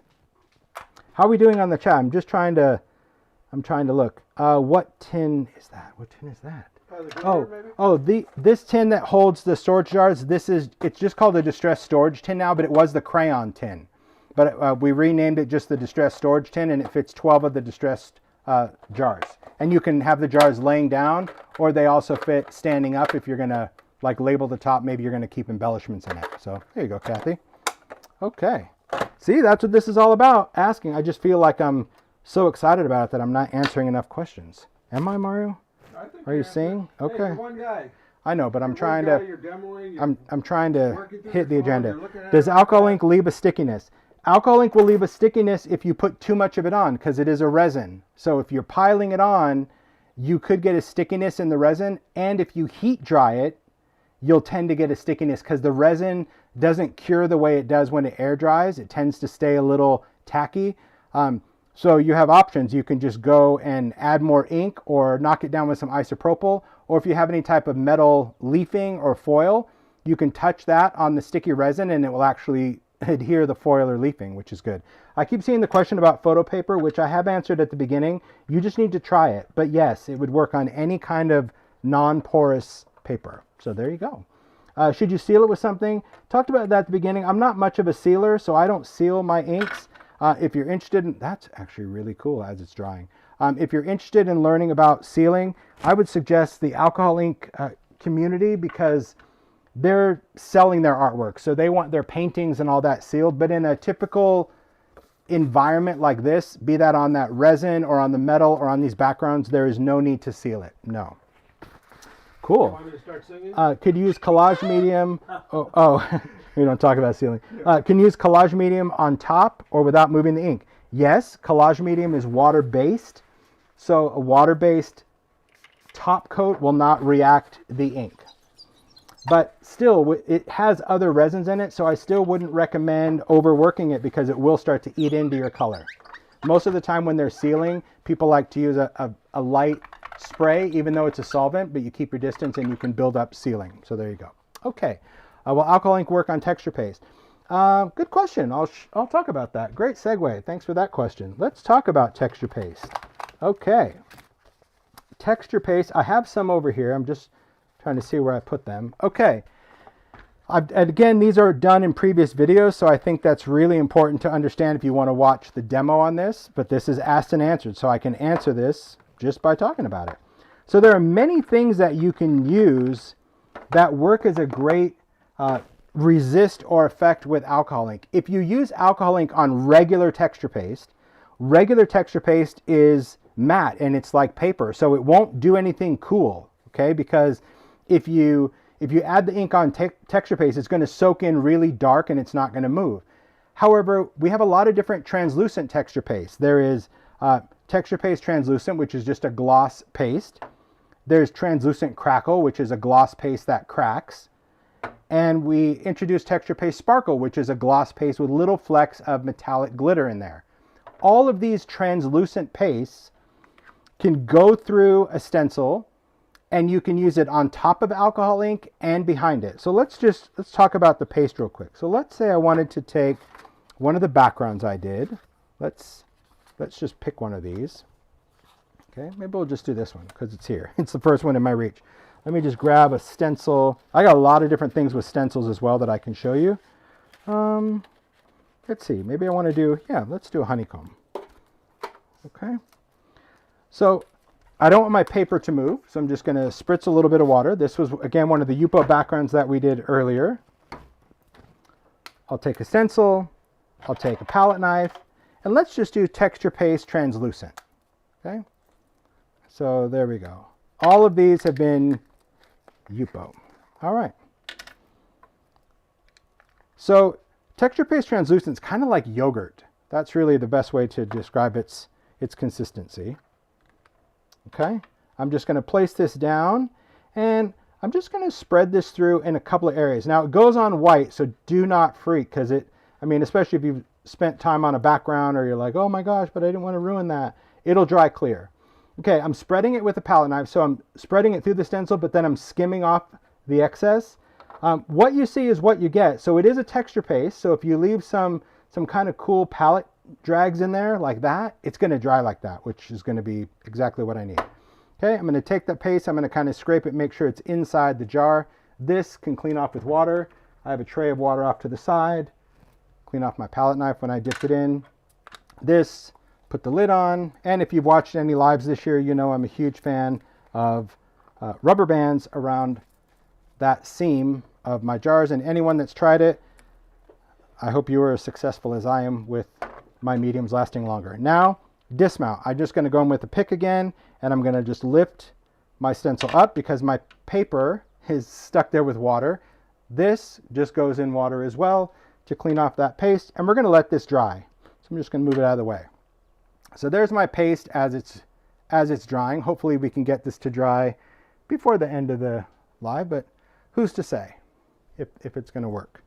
But I'll put it over here for now. I don't think it's not totally warm enough here yet, although we had a hot day yesterday, like the 80s. Okay, anyway, once it dries, it's going to trap the color underneath, and then we can spray over the top of it. So this is texture paste. This one, again, both of these demos have been done in previous ones, which I love. This one, Distress Resist Spray. You can also put resist spray through a stencil and it will act as a great resist, but it gives you a completely different look than texture paste. It gives you a much glossier wet look, but you can use texture paste, translucent, and resist spray over both of it. So it's really, really good. Okay, why not just make a better container for the medium? That makes me laugh. But But it is a better container. But tell me a better one that seals up and never mind. Just I like rolled my eyes out loud. Okay, cool. Let's move on to lift ink, because I wanted to get into lift ink because I find that it's pretty magical.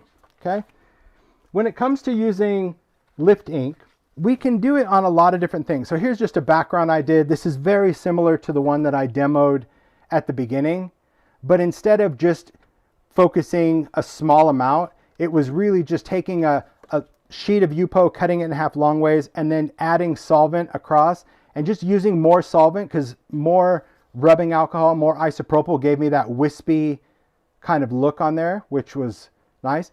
This was just a fun idea about cleaning up, you know, where I actually dripped the inks on my glass mat with intention and then just took my paper and drug through those colors, added some other colors and drug through that. So it's very much things that we've done in this demo already. It was just about when you understand the technique, it's about understanding the whole thing where it comes into play of, okay, well, I understand how inks move, but what if I want more movement or more translucent look under there? Well, that's more ISO or blending solution. Oh, I love the drag. Okay, well, the drag doesn't always have to be this mixy sludge. It can be intentional and create some cool effects, like looks like a torn piece of paper just because of how the ink's played. So that's really fun. But lift ink, what that is, it is an ink and a re-inker. So it's an ink pad and it has a re-inker as well that is designed to lift alcohol ink off of a non-porous surface. Now, the thing to remember about lift ink, because I know we've talked about a lot of paper so far, is that if you go back to that side-by-side comparison when I talked about how UPO allows the inks to play and float, but alcohol ink cardstock, aka gloss cardstock, doesn't. See how it just soaks it up? Lift ink does not perform well on alcohol ink cardstock or glossy cardstock. It doesn't lift off well. To get all these lift effects, they've all been done on UPO, okay? Or again, something synthetic, something plastic. So here you can see, and I'll demo this real quick because I think seeing is believing on that. It's pretty amazing. That you can use a lot of different types of stamps, even detailed stamps, which you wouldn't think you could. They work great with this technique. So here, this is this image, this stamped image that is actually lifted. It's lifted off of that background and it creates almost like a ghost effect. It's really beautiful when it comes to working with this. I think that's really nice to be able to lift off that background. You can use more detailed stamps. So here's one where it's got a lot of line detail. And we'll talk about not only lifting, but you can also then stamp with it. So that's kind of a before and after. I'm getting ahead of myself. You can also use it through a stencil. Now through a stencil, that's just going to be a little lift ink and a mini blending tool. So we can do some of that. But then you can also create some really cool backgrounds using lift ink and a different stamp choice. So let me grab both of these. Here's some really cool stamps that I did with Stampers Anonymous. One is called Bubbles, which just looks like a bunch of bubbles, and it's just a massive stamp. And this one is Shattered, which really looks like crackle or almost webbing, like spray webbing. It has a lot of great effects. But these are great for lifting as well, because when you look at this background and you see kind of this cellular look, okay, or kind of, you know, ocean or tides, you're like, wow, that's really wild. Well, that's done with lift ink and this stamp, okay? So it creates that look of like, oh, how did you get those big drips of ink? It really wasn't. It was an inked background that we lifted the bubbles, okay? So let's do a lift real quick. The thing to know about using lift ink is that your stamp needs to be clean. And when I say clean, it means if you have a lot of black ink, that's not going to be good because it will transfer to your lift ink. You need to clean your stamp. Clean it with a stamp cleaner of some type, like maybe you want to use archival cleaner, or, you know, let's see, what do I want to do? I'll use this one. I'll clean it. Okay, this one was already clean, but hey, I'll clean. So I'm going to use archival cleaner. You can use whatever stamp cleaner you want. This has a felt top. This is not a scrubby top, by the way. This is just an applicator top. So you need to dab it on there. If you scrub your stamp with it, well, you'll know because you've probably already torn off the fabric. It still works, but just keep that in mind that it's really just designed to dab that cleaner onto the stamp. Then take some type of cloth, maybe it's going to be a stamp chamois or some type of scrub, and you're going to clean this off. Now, depending on how well you clean your stamps, I am not known for cleaning my stamps. I don't like to clean my stamps, but I'll clean my stamps if I need to use it for a technique. So this one probably needs a couple passes just to break through as much of that archival as possible. See, there's still black coming off, and that's going to be good enough. Once I'm done cleaning a stamp with cleaner, I go in with some water because I want to rinse off that cleaner.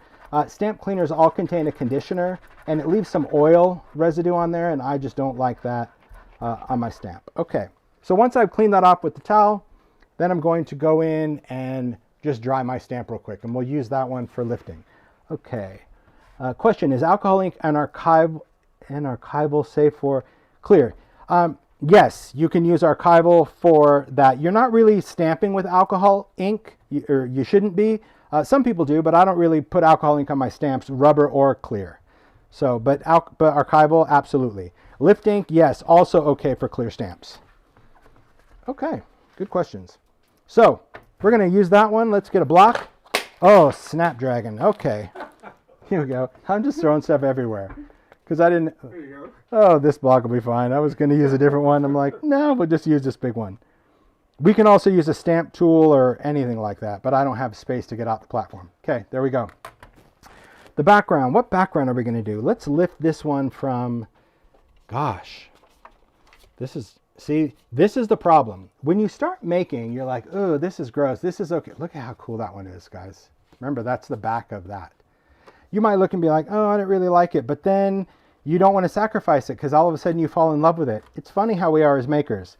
Like, we get all judgy McJudge when we're doing something, but then when you walk away from it for a little bit and you come back to it, before you know it, it's like everything you did is a masterpiece. Anyone else have that? See, it's about getting out of our head. Okay, I'm going to use this one. I think this is going to be kind of a cool, smoky, hazy, negative look. So I'm going to take this stamp. I'm going to take my lift ink, and I'm just going to ink up my stamp. So lift ink is clear. So if your pad is still white, that means you're doing a really good job cleaning your stamps. If it starts getting stained or black or pink or whatever, it's still going to work fine. Don't worry about it. It really will. Okay, I'm going to ink that up. Then I'm going to take my stamp, and I'm going to position it. Let's see. I think I'm going to go kind of all over the place. So I'll put it right there. I'm going to stamp with purpose, meaning I'm just going to use a little pressure, but I don't want a ton of it because I don't want this to slide across. The lift ink is a little slickery. And then when I stamp, I also want to hold it here for just a second. Not with pressure, just keep my stamp there, because that's what's going to start working through that alcohol ink. Then I'm going to lift off my stamp. Okay, I'm going to set this aside. I'm not going to do anything to this yet. We'll come back to it. Now we've got lift ink on there. So I've talked about this for years. Viva is a brand of paper towels that are almost cloth-like. And whenever I do lift, I will only lift with Viva. This is not sponsored. I don't work for Viva. But it is a different kind because it's very almost like a cloth. So if you have a paper towel that's almost cloth-like, it's going to give you a better lift than a cheaper paper towel with a weird texture. I'm just telling you that, okay? But you can use what you have. If you don't have Viva, you can still lift with a standard paper towel. Okay, I'm going to place this down over the top first, and I'm going to press this. Now, I've seen Paula Cheney, she uses a brayer for this step. You could totally do that as well, because we want to get the bulk of the lift off first without moving it around.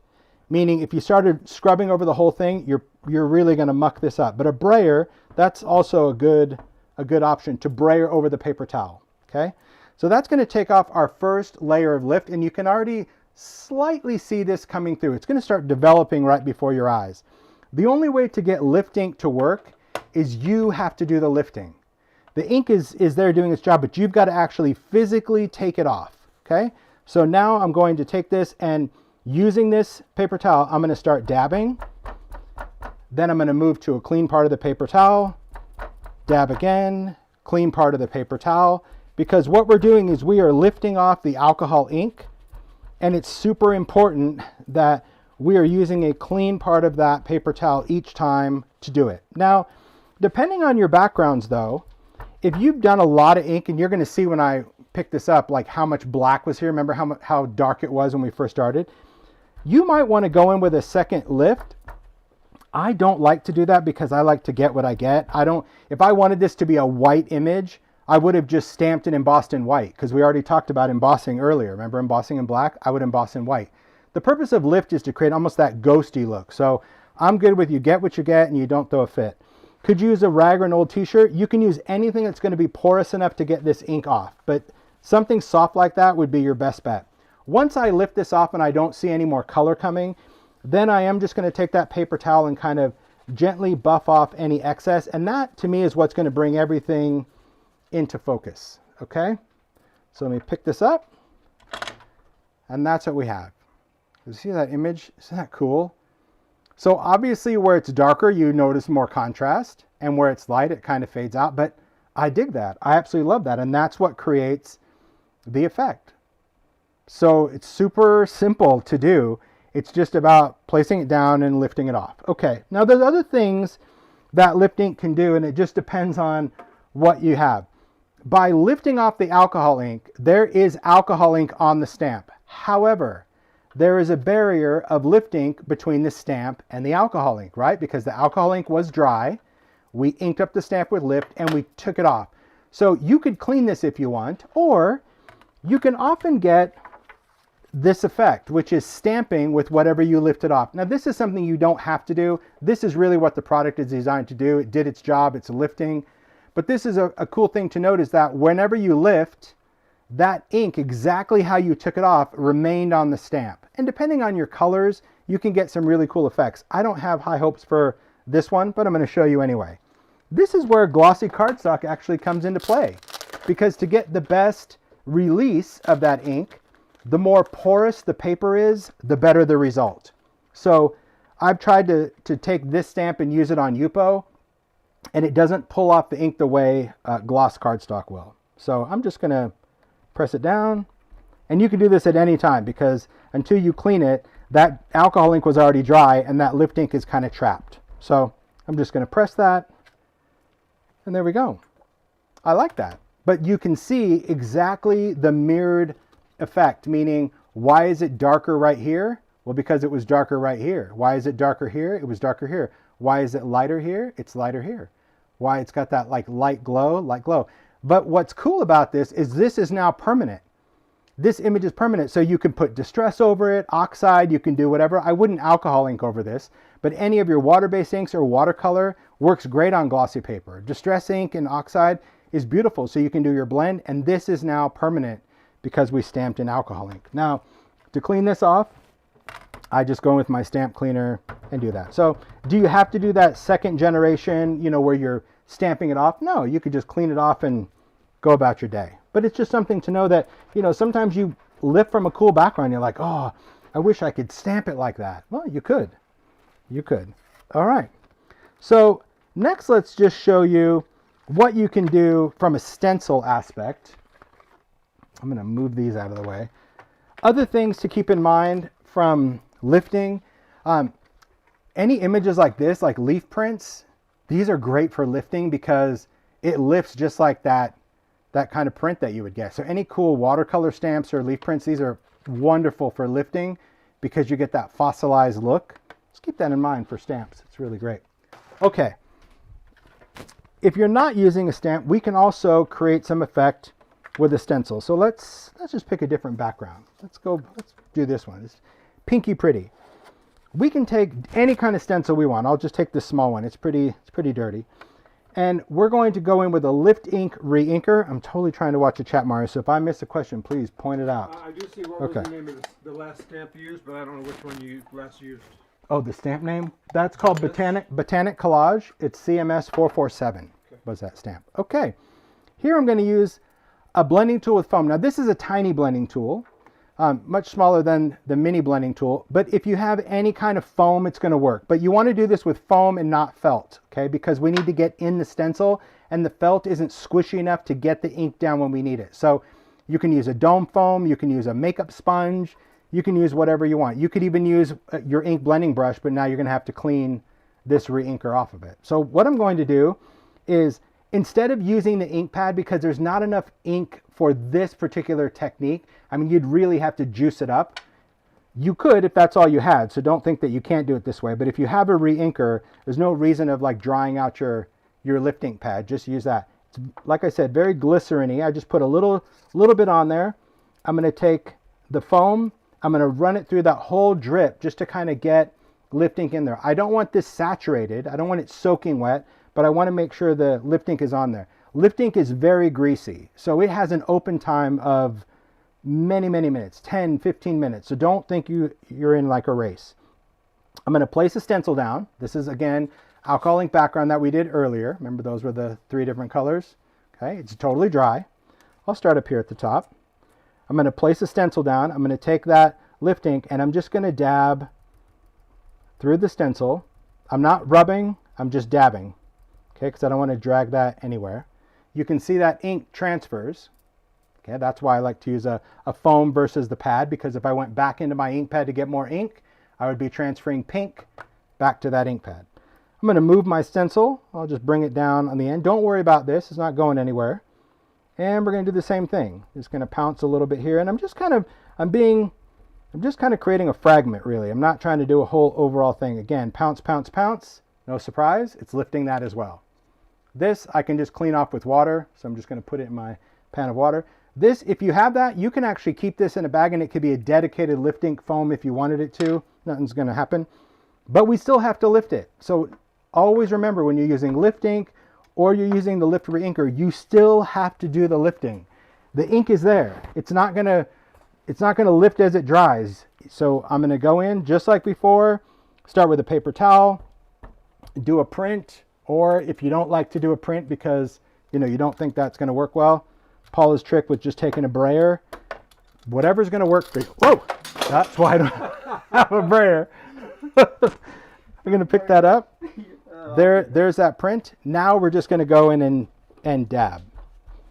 So just like what we did with the stamps. It's a hot mess around here, guys. You should see how I work. When I'm doing a live, like, I have a big space. I have a room like everyone else, but when it comes to creating, you create in the smallest amount of space. All right, so I'm doing the same thing. I'm lift, and I'm looking at the paper towel. So see how I get a little pink, a little yellow? So sometimes you have to go over it several times until you see there's even more pink, until you don't see a lot of ink before you rub over the top of it. Because if you wipe over it right away, it's going to just smear. Is the lift ink made of resin? I'm not sure what the lift ink is made of. I'm sure that's probably a proprietary secret from the lab, but I don't know. It's magical. It's magical stuff, I'll tell you that. It's very cool. It's really slippery.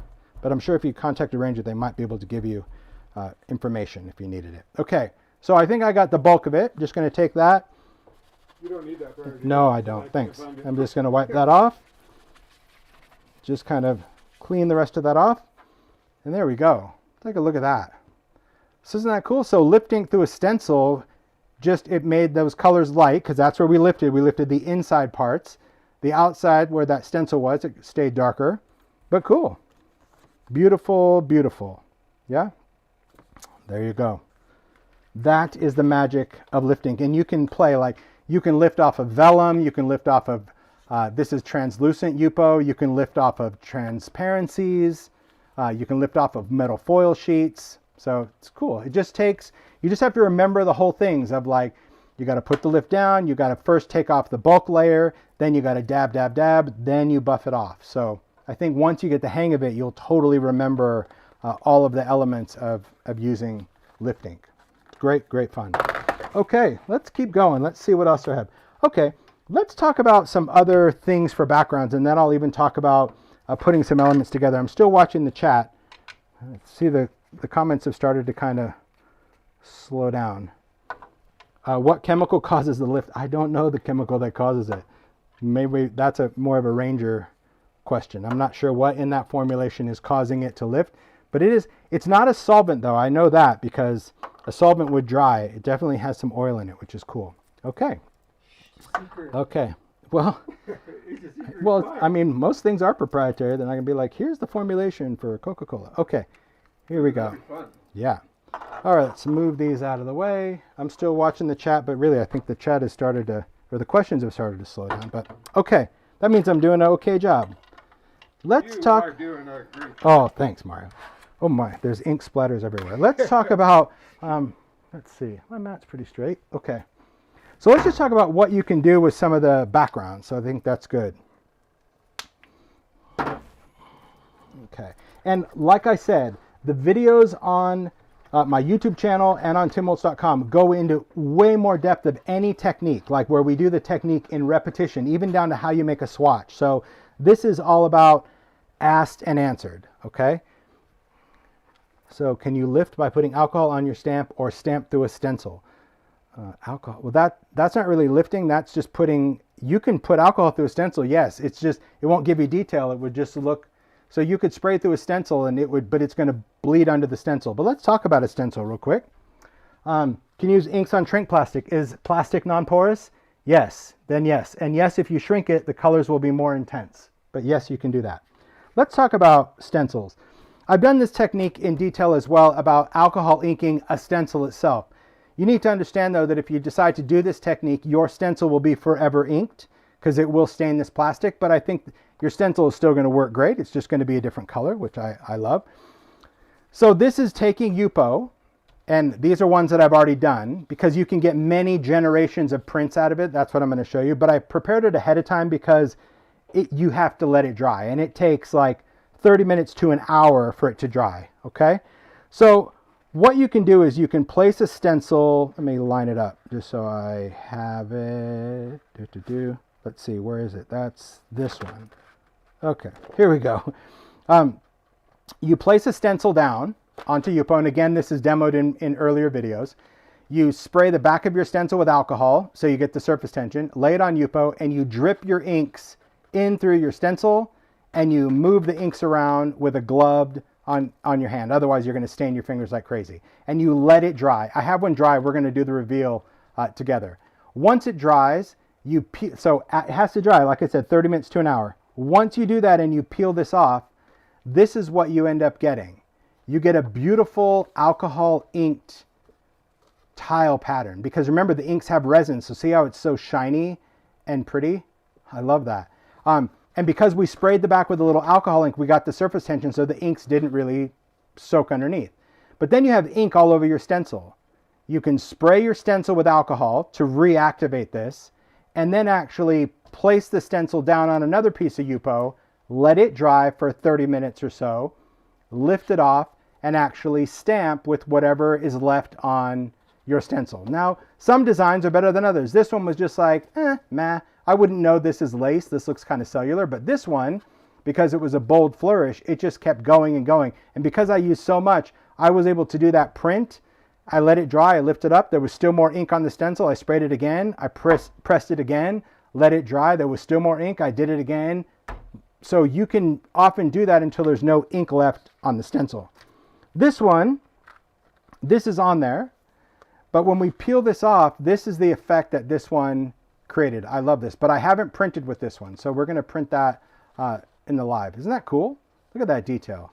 It's glorious. So good. Okay.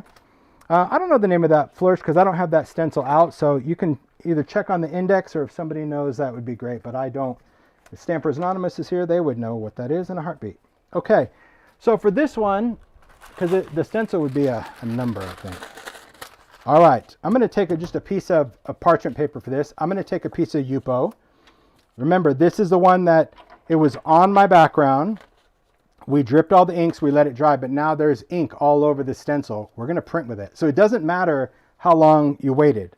I'm going to take isopropyl. I'm going to spray it just off camera because I don't want ISO all over this, but I'll show you before I place it down. So I've sprayed a generous amount, so my stencil looks pretty wet. And then I'm going to place the ink side down over this background.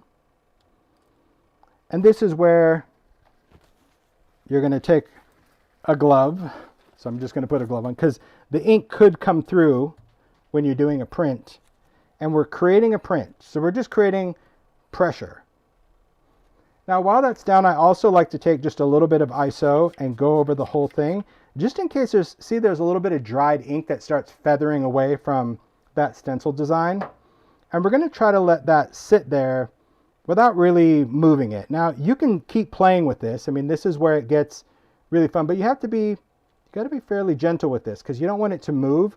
But playing around with that solvent, you're going to create some cool effects, and you'll start getting ink on your hands because, believe it or not, there's ink coming off of that stencil. That's why having a glove is cool. Could you use a tool, a blending tool, a brush? You can use all of those things. But see, as I work this, I'm starting to get some of that color kind of seeping out a little bit into that area. Just because I mean, you could leave it stark white. You don't have to do this step. And when it starts getting a little sticky, you can spray that down, and we can push that into the stencil as well. So this one is just more about, you know, whether you just place it down and walk away or you just kind of print with it. But you still want this to dry. So I'm going to let that dry for a bit. I'm going to take this off. But that's where when I say a gloved hand, like it actually does matter. Okay. Will it lift off oxide? No, it's alcohol lifting. So it's designed to lift alcohol inks only. There we go. Mario, can I hand this to you? Sure. Actually, no, I'm going to leave it right here because if I do, I'll forget it. So I'll leave it here. Thanks. Change my mind. Okay, so that was just using it through a stencil, but the same idea if you wanted to spray. Perfect. I'm going to set those aside. Okay, let's talk about some other things for backgrounds. And then we're going to even get into some card ideas, because one of the things that I think is important in this asked and answered is, what do you do with the background? Household products, whether you have bubble wrap, whether you have, and if you're into gel printing, you know a lot of this stuff. You can use it for alcohol ink as well. Plastic wrap is also a cool thing. Because these are plastic, we can use them as tools. So what you can do is, let's say we have like this piece of bubble wrap. Let's take a background. Let's see, how many see, as much as I made, it's like I'm going through them really quick. I can do this one. I like this one. I'm going to do this one. So this is the back of this, but it doesn't really matter because I'll use the other side. Just going to take a bit of bubble wrap, and we're going to use, just going to take a little piece of it. You can use a whole sheet of it. It's completely up to you how you want to use it, but I just want to show you some quick tricks of how you can use this as I watch for questions. And Mario, again, if you see questions, let me know. So I can take bubble wrap, and you can dip it into alcohol ink and stamp with it, which I will, or you can also just spray it with some isopropyl and you can print with it. So it's just about like, it's like using it as a stamp really, but we can just let that dry, and you can create these cool cells with bubble wrap. You can also place the bubble wrap down, let it dry completely, and peel it off. If you do that, these are some of the effects that you'll get. And that, again, this is just an alcohol inked background and putting bubble wrap down. Okay. So this one is stamping like I just did. This one is stamping and letting it dry, because the longer it sits, you'll get these really cool defined outer rings, but it's not bad. Creates a neat effect. And again, if you have a color, so let's just take this, we're going to dry this off so it doesn't have all the ISO on it. You could go in with a color. So let's say we wanted to add some, because remember this is pitch black, but let's say we wanted to add some, I don't know, some patina bubbles. I'll just take alcohol ink patina. It could be other colors of that. You can take just a piece of bubble wrap, and you're just going to tap that in there and say, okay, you know what? I'm going to have some of that kind of patina over the top. Just going to press that down for a second just so it makes contact, and then lift it off. And we're going to let that dry. And as it dries, you can see that those bubbles will start having the color. And the lighter you are, and obviously the drier your ink becomes, the better. So you can even just a little tippy tap, take that off. And we can let it dry. We can use a blower just to help it dry, just so you guys get the idea. But see, ISO is going to remove the color, but alcohol ink will add the color. Okay, that's it. And remember, this is all alcohol ink. So let's say you're like, oh gosh, I don't like that, which I don't. Okay, I've got ink down there. I added a little ISO to reactivate it, and whoop, I'm going to just swipe through it. So I'll put that down. I'll even put in a little bit more. Yeah, you don't overthink the ink. That's, I think, the most important thing to remember about working with alcohol ink, is that if you just have the chance of just kind of playing with it. Let's see, let's drag this way. Gone, but my bubbles are still there. It's like a So- dry erase board. It really is. It's a creative dry erase board. You can kind of play around with it. So just things to note. Bubble wrap is good. Another fun one, I'll talk about plastic wrap because I did this one. I can't wait to see the reveal. I almost cheated this morning, but I didn't. Okay. This is an alcohol inked background. So imagine we have a background already done. You spritz it with alcohol. And again, the other videos go more in depth from start to finish. Then you take a piece of plastic wrap, you lay it down. So when you ISO the background, you don't hose it down. You just give it like a couple of sprays. You'll see the ink start to move. You place plastic wrap down. You give it a couple of little scrunchies with your finger. See that? So in other words, we don't want to lay it down flat. We want the wrinkles and whatever. And you let it dry, preferably overnight, because you're kind of, remember plastic wrap is designed to seal something. So we need the air to get under there and dry it. I don't know how it does, but it does. Then it's going to be stuck together like this one is. And then after it dries overnight, which this one did, you just peel it off and you see what you get.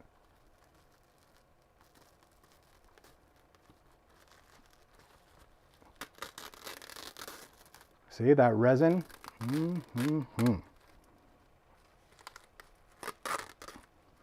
So yes, you have ink here. I guess you could print it or do something with it. I'm not. But this is what we're left with. That is cool. Isn't that wild? So, I mean, you could argue like, well, I could do that with like a stamp. Like, yeah, if you had a stamp that's like it, but it's just the serendipityness of whatever the plastic wrap does, it pulls off color. I don't know. I just think it's so wild. I mean, even those little dots, those were obviously the alcohol when I sprayed it, they were bubbles, but because they were trapped under the plastic wrap, they got bigger. But that's just wild. I think that's really cool on a piece of Yupo. So you see, again, the back. That's why I love working on the glass mat. Look, the back that's beautiful. Anyway, just something fun that you could do with plastic wrap that you probably wouldn't think to do. It's a pretty neat effect. But can you see here, people are asking about like the shiny. So this, I'm going to say it's a little tacky, but it's not transferring any color. But if you didn't like that shiny resin, I mean, that's the whole thing of alcohol ink. They have resin in them for a reason, to keep that shine. But if you didn't like that, you could certainly try to go over it with something to kind of knock that down. That's really cool. Okay, so let's just talk about what you can do with alcohol inks, and we're going to wrap this up because I'm looking and I see all the questions are pretty. I think I've answered most of them, that's a good thing. But of course, if you still have any that we haven't covered, feel free to ask. But if you came in late and you have questions, well, that's on you. Rewatch, you'll be able to see it. Okay, here we go. So what do you do with all these things, right? The thing about alcohol ink, as I mentioned at the beginning, you want to play. And that's my most important advice to you is get yourself some surfaces and don't be afraid to play. Don't be afraid to take the time. I'm looking at this background. See, our paste isn't totally dry yet. I wish it was, but it's not. It's drying, but still white. But give yourself permission to just play. And you can do some backgrounds one day. You can do lift ink another day. You can do stenciling. I mean, you can do whatever it is that is inspiring you to do. I think that's what makes working with this so fun, because if you don't have any agenda, meaning you don't have any color palette in mind or anything specific, you can't be disappointed because you're just going to be playing. You're just going to create. I see a question about can you use it on. Yep, that's where I'm going. Okay. Thank you. Can you use it on a gel plate? Yes, you can use alcohol ink on gel plate. It's really cool. Let's see. How did you do it before the white underneath to see the colors? I worked on the white section of the black mat. Someone asked, how did I use alcohol inks on the black mat? The black mat had that white area of glass when you peel off the sheet. That's where I worked most of the time for painting and effects. But if you do backgrounds, you'll see my other videos. I did the backgrounds right over black because you get what you get and you don't throw fit, but that's it. So I am going to talk about die cutting next. But someone asked about gel plate. Yes. So let's talk about die cutting because that's where things, for me as a maker, we've already talked about stamping on it. We've already talked about doing stencils, but what can you do with backgrounds? Well, the thing to know about Yupo is it is die cuttable. So you can take your thin dies and you can die cut through Yupo. Now, when I talk about die cutting through Yupo, it is important to remember that I'm specifically talking about the standard Yupo and not Yupo heavy stock. Yupo heavy stock will not cut with thin dies. You need a thicker steel rule die, but any of your thin dies, you can cut Yupo, and you don't need I mean, depending on your die, I'm going to say you don't need a precision base plate or anything. You just need to kind of go for it. But I did a background. So remember that kind of cleanup background that I talked about?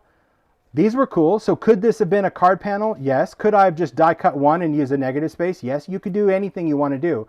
But I loved taking a die and just die cutting some flowers. Now, if you are a card maker, the cool thing about this is that you're getting these effects that you typically would not get from using an ink pad. I mean, let's just be honest. You're not going to strategically do any of this. Plus, you get all those little spray bumps, all the little modeling, all of this. And I love this one because, you know, if you stack these flowers and then you can just cut off the stems however you want, I think cutting through that is great. And again, if you had the intention of using the negative, you could have maybe not done the other flower and then put this cutout over a white background and you would have had that piece as well. So there are options as far as the positive and negative. It just depends on what it is that you're kind of creating with this. And when we talk about dies, what I wanted to show you is that these samples, these are done with like really detailed dies. So you'll see the next one we're going to talk about the Vault Wildflower. I think the one that I just did, yeah, the Artful Stems, like it's just these really detailed dies that you would think there's no way that skinny little die is going to cut through plastic. That's why I did it, because I didn't want to cheat and go, it cuts a circle. I mean, it actually cuts those. But there's other things that you can do when you're creating. So this one, definitely fun because I think that the colorful thing plays. And to me, this would actually be 4 cards. I would just create each one a little different, do a skinny card or a tag and put a sentiment. I think that's great.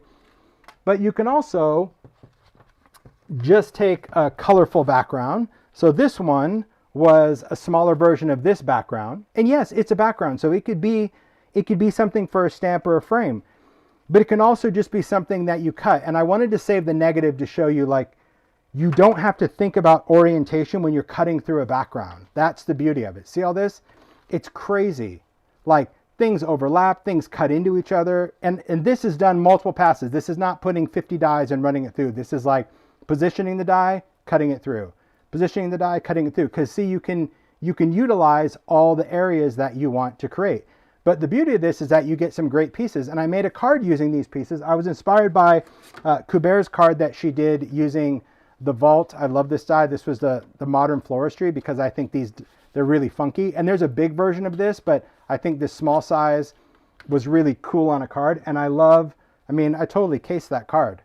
I just did it with alcohol ink. So I used the embossing folder to just use it on regular white cardstock, the card base, regular white cardstock splattered. But these are all the flowers that I cut from this piece. So all those colors, but see how like mottled and cool and drippy.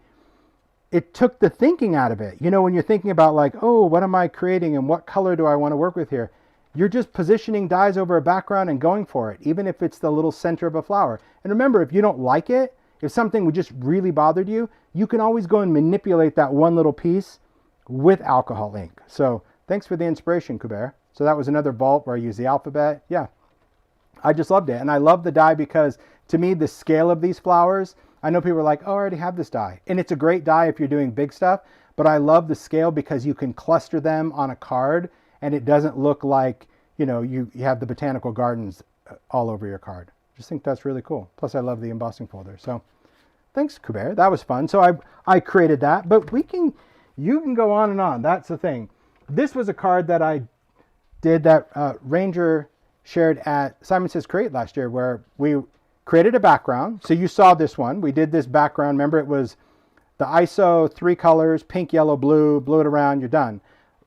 But you can make a card by just adding a silhouette die cut. I mean, that couldn't be easier. So you can take all your favorite flowers, and Mario gave me a hand. I'm like, can you cut a bunch of flowers in black? Heck yeah. So you can take now Distress, this gets me in a whole nother confusing thing. Distress Black Heavy Stock is the same paper as when we sold alcohol ink black cardstock. Do not confuse this with alcohol black Duralar right now, but we actually used to sell this paper in the alcohol ink line. It didn't really jive because you can alcohol ink it, but it's not that great. So we moved it in the Distress line and it's available in bigger sheets.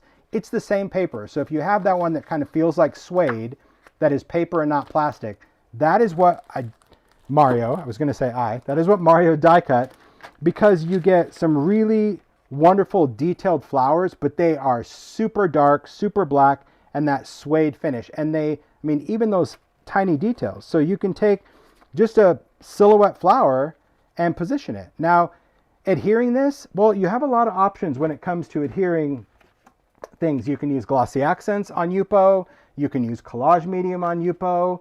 You can use little foam squares if you're going to adhere it. So for example, on this card, it just has one of these tiny little foam squares. Simon said these have different thicknesses, so they're thick or thin, and it's just under the center of the flower. None of this is adhered. That sticker or sentiment is what holds the rest of the flower on, and that's just done with a tiny attacher. That's one of the ideology label stickers. But that's an easy thing too. So you can do a bunch of backgrounds.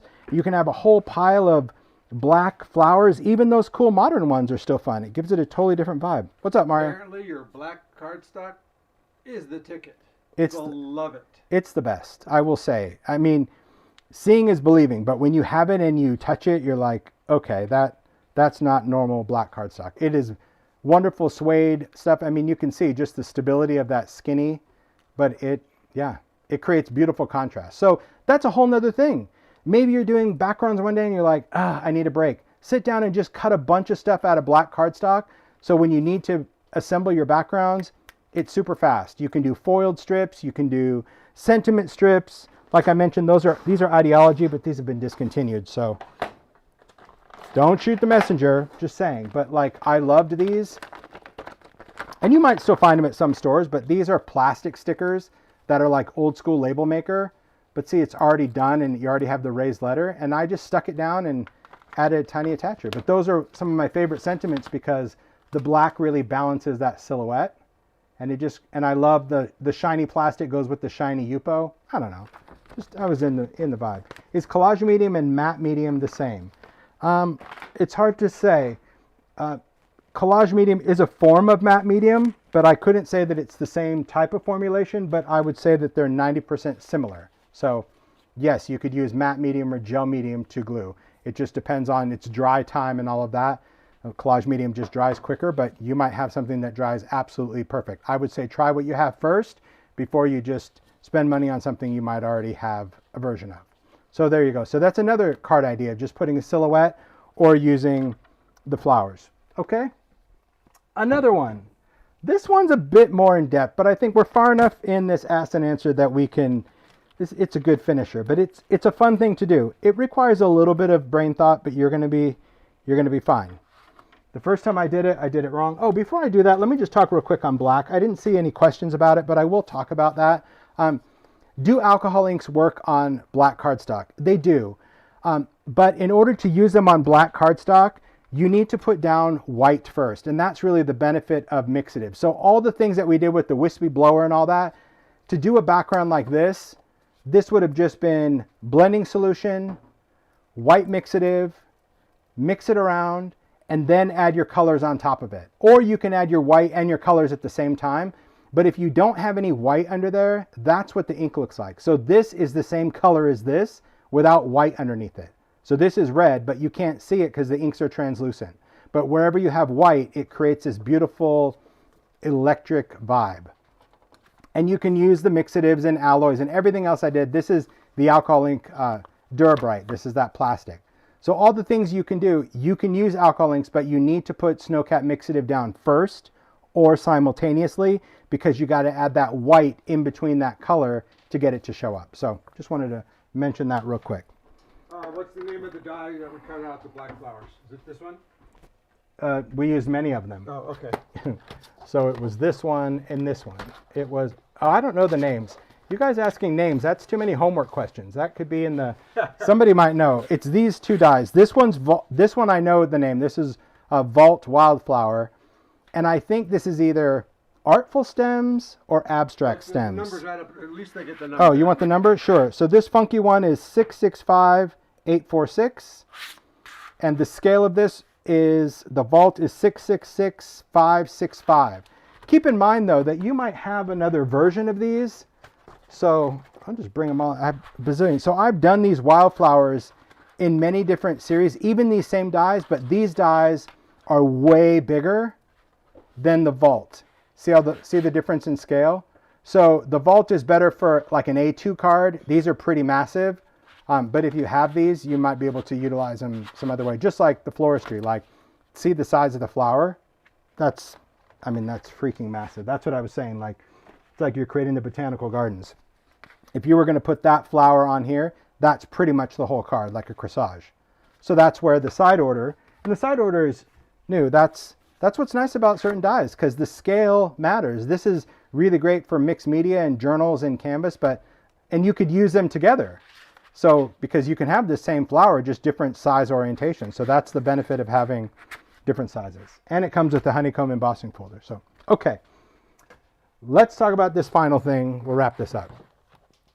This has been done by many card makers, and they've probably done it this way. So I'm not saying I invented this by anything. I've just seen it done, and I wanted to do it with alcohol ink, and because I didn't know what I was doing, I just had to play.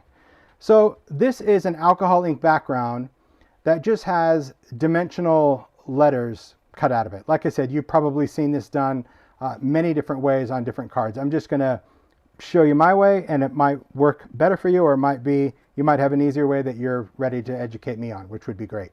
So all I did was take an alcohol inked background and used one of these bold text dies. So these are all dies that have a quote already done, okay? And there's all different quotes, even though a lot of people read it together, but it's like, you got this, lucky is a state of mind, choose to shine, love with all your heart. And there's two different versions. There was also seasonal versions of these as well. But these panel dies, there's a love you die that I used. They're just big. They have nice big words. It doesn't mean this is the only one. If once you do this technique, you can do it with whatever die you want. But what I did is I took my background, I placed the die down. So this one happened to be Make Today Count. And I ran it through and I cut it. So this is just Yupo. There's no adhesive on the back of this. There's no nothing. It was just a piece of Yupo. And then you're going to have all of these pieces. So when this is done, let me set this off to the side. Okay. And I'm still trying to, please, how to use pearl inks. Is there a video? Yes, there's videos, but yes, I can talk about pearls because you asked, because this is asked and answered. But yes, there's videos on pearls, probably 3 of them. One is called Alcohol Pearls, and that's on the blog, and then also on YouTube. Okay. So you would take out all the letters. Now, you can take them out however you want. I typically take them out the way I just showed you, and then I reassemble. And I know some people would be like, why would you do that? It just makes sense to me to do it this way, but you do whatever's going to work. But what you're going to do is after you have all of your letters out, you would take this background and you would stick it onto a card front. The card front that I had and I got rid of. But I did have one. Did I have it here? Did I have it here? Here's one. I mean, I made a card front intentionally. Okay. So you would stick this down. Now, if you were going to put it on black, you could have a black mat, doesn't matter, but you would stick down your background to either black cardstock or a card base. So far, so good. And you could use tape, you can do adhesive, you can do whatever. The letters, though, I don't know if Sizzix still has this, but there's different ways to use it. But back in the day, I did this with Sizzix, but they might have it in like a bigger size. I'm not sure. But these were actually called foam adhesive sheets. Now, like I said, you probably have seen foam adhesive sheets on the market. You could use craft foam, fun foam. It's just having a foam layer. But the benefit of this is that it's a double-sided foam sheet. So most foam sheets that I see, like you peel it and you stick it down and it's foam, but it doesn't have adhesive on the other side. But it comes in black and white, which I thought was cool. So it depends on what you want your reveal to be, whether you want it to be white or black. All I do with these, it doesn't matter the size to me. I think these were initially designed for like shaker cards and stuff. But all I did was I just took scraps of it, because obviously this was the size of it. So I didn't have enough for the whole die to fit. Does that make sense? See, this is my die, Make Today Count. It wouldn't fit this way or this way. So I just ran that part through and then took another piece, cut the little scraps, because I can use all the other pieces for whatever. Anyway, you cut out the words out of this foam adhesive. Then once your card is down, you're going to pop out your sticky foam letter You're going to peel off the back. So just imagine this was already glued to my card base. You're going to insert this into the opening. It's already sticky. Okay. And it just fits like a little puzzle. And you do that to all of them. So you pop them out of here, you peel off one side, you stick it down. Then when all of your letters are there, and again, either black or white, depending on what you want, then you just peel off the top, take your little letter, and you adhere it right over the top of it.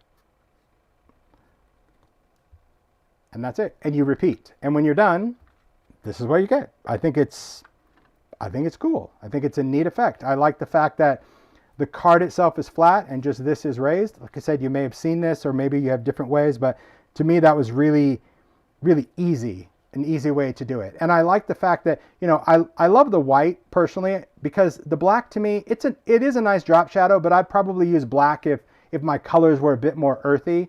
But I think I love the idea of having that little white highlight because you will see it around it. But anyway, that's a little option. Then we're going to jump back to pearl. So there you go. That's just a fun dimensional card. Okay, we're going to jump back to pearls because that's it, and then we'll wrap this up because I did talk about it at the beginning and I didn't circle back, so thanks for the reminder. Because it is important to understand pearls. Pearls are great, but they don't often get mixed in. Oh my gosh. It's a hot mess over here. Okay, let's talk about alcohol pearls. So alcohol pearls are an underrated beauty product. It is a beautiful product, especially if you like shimmery pearl things, okay? Alcohol pearls are called alcohol pearls as opposed to alcohol ink. So they are different.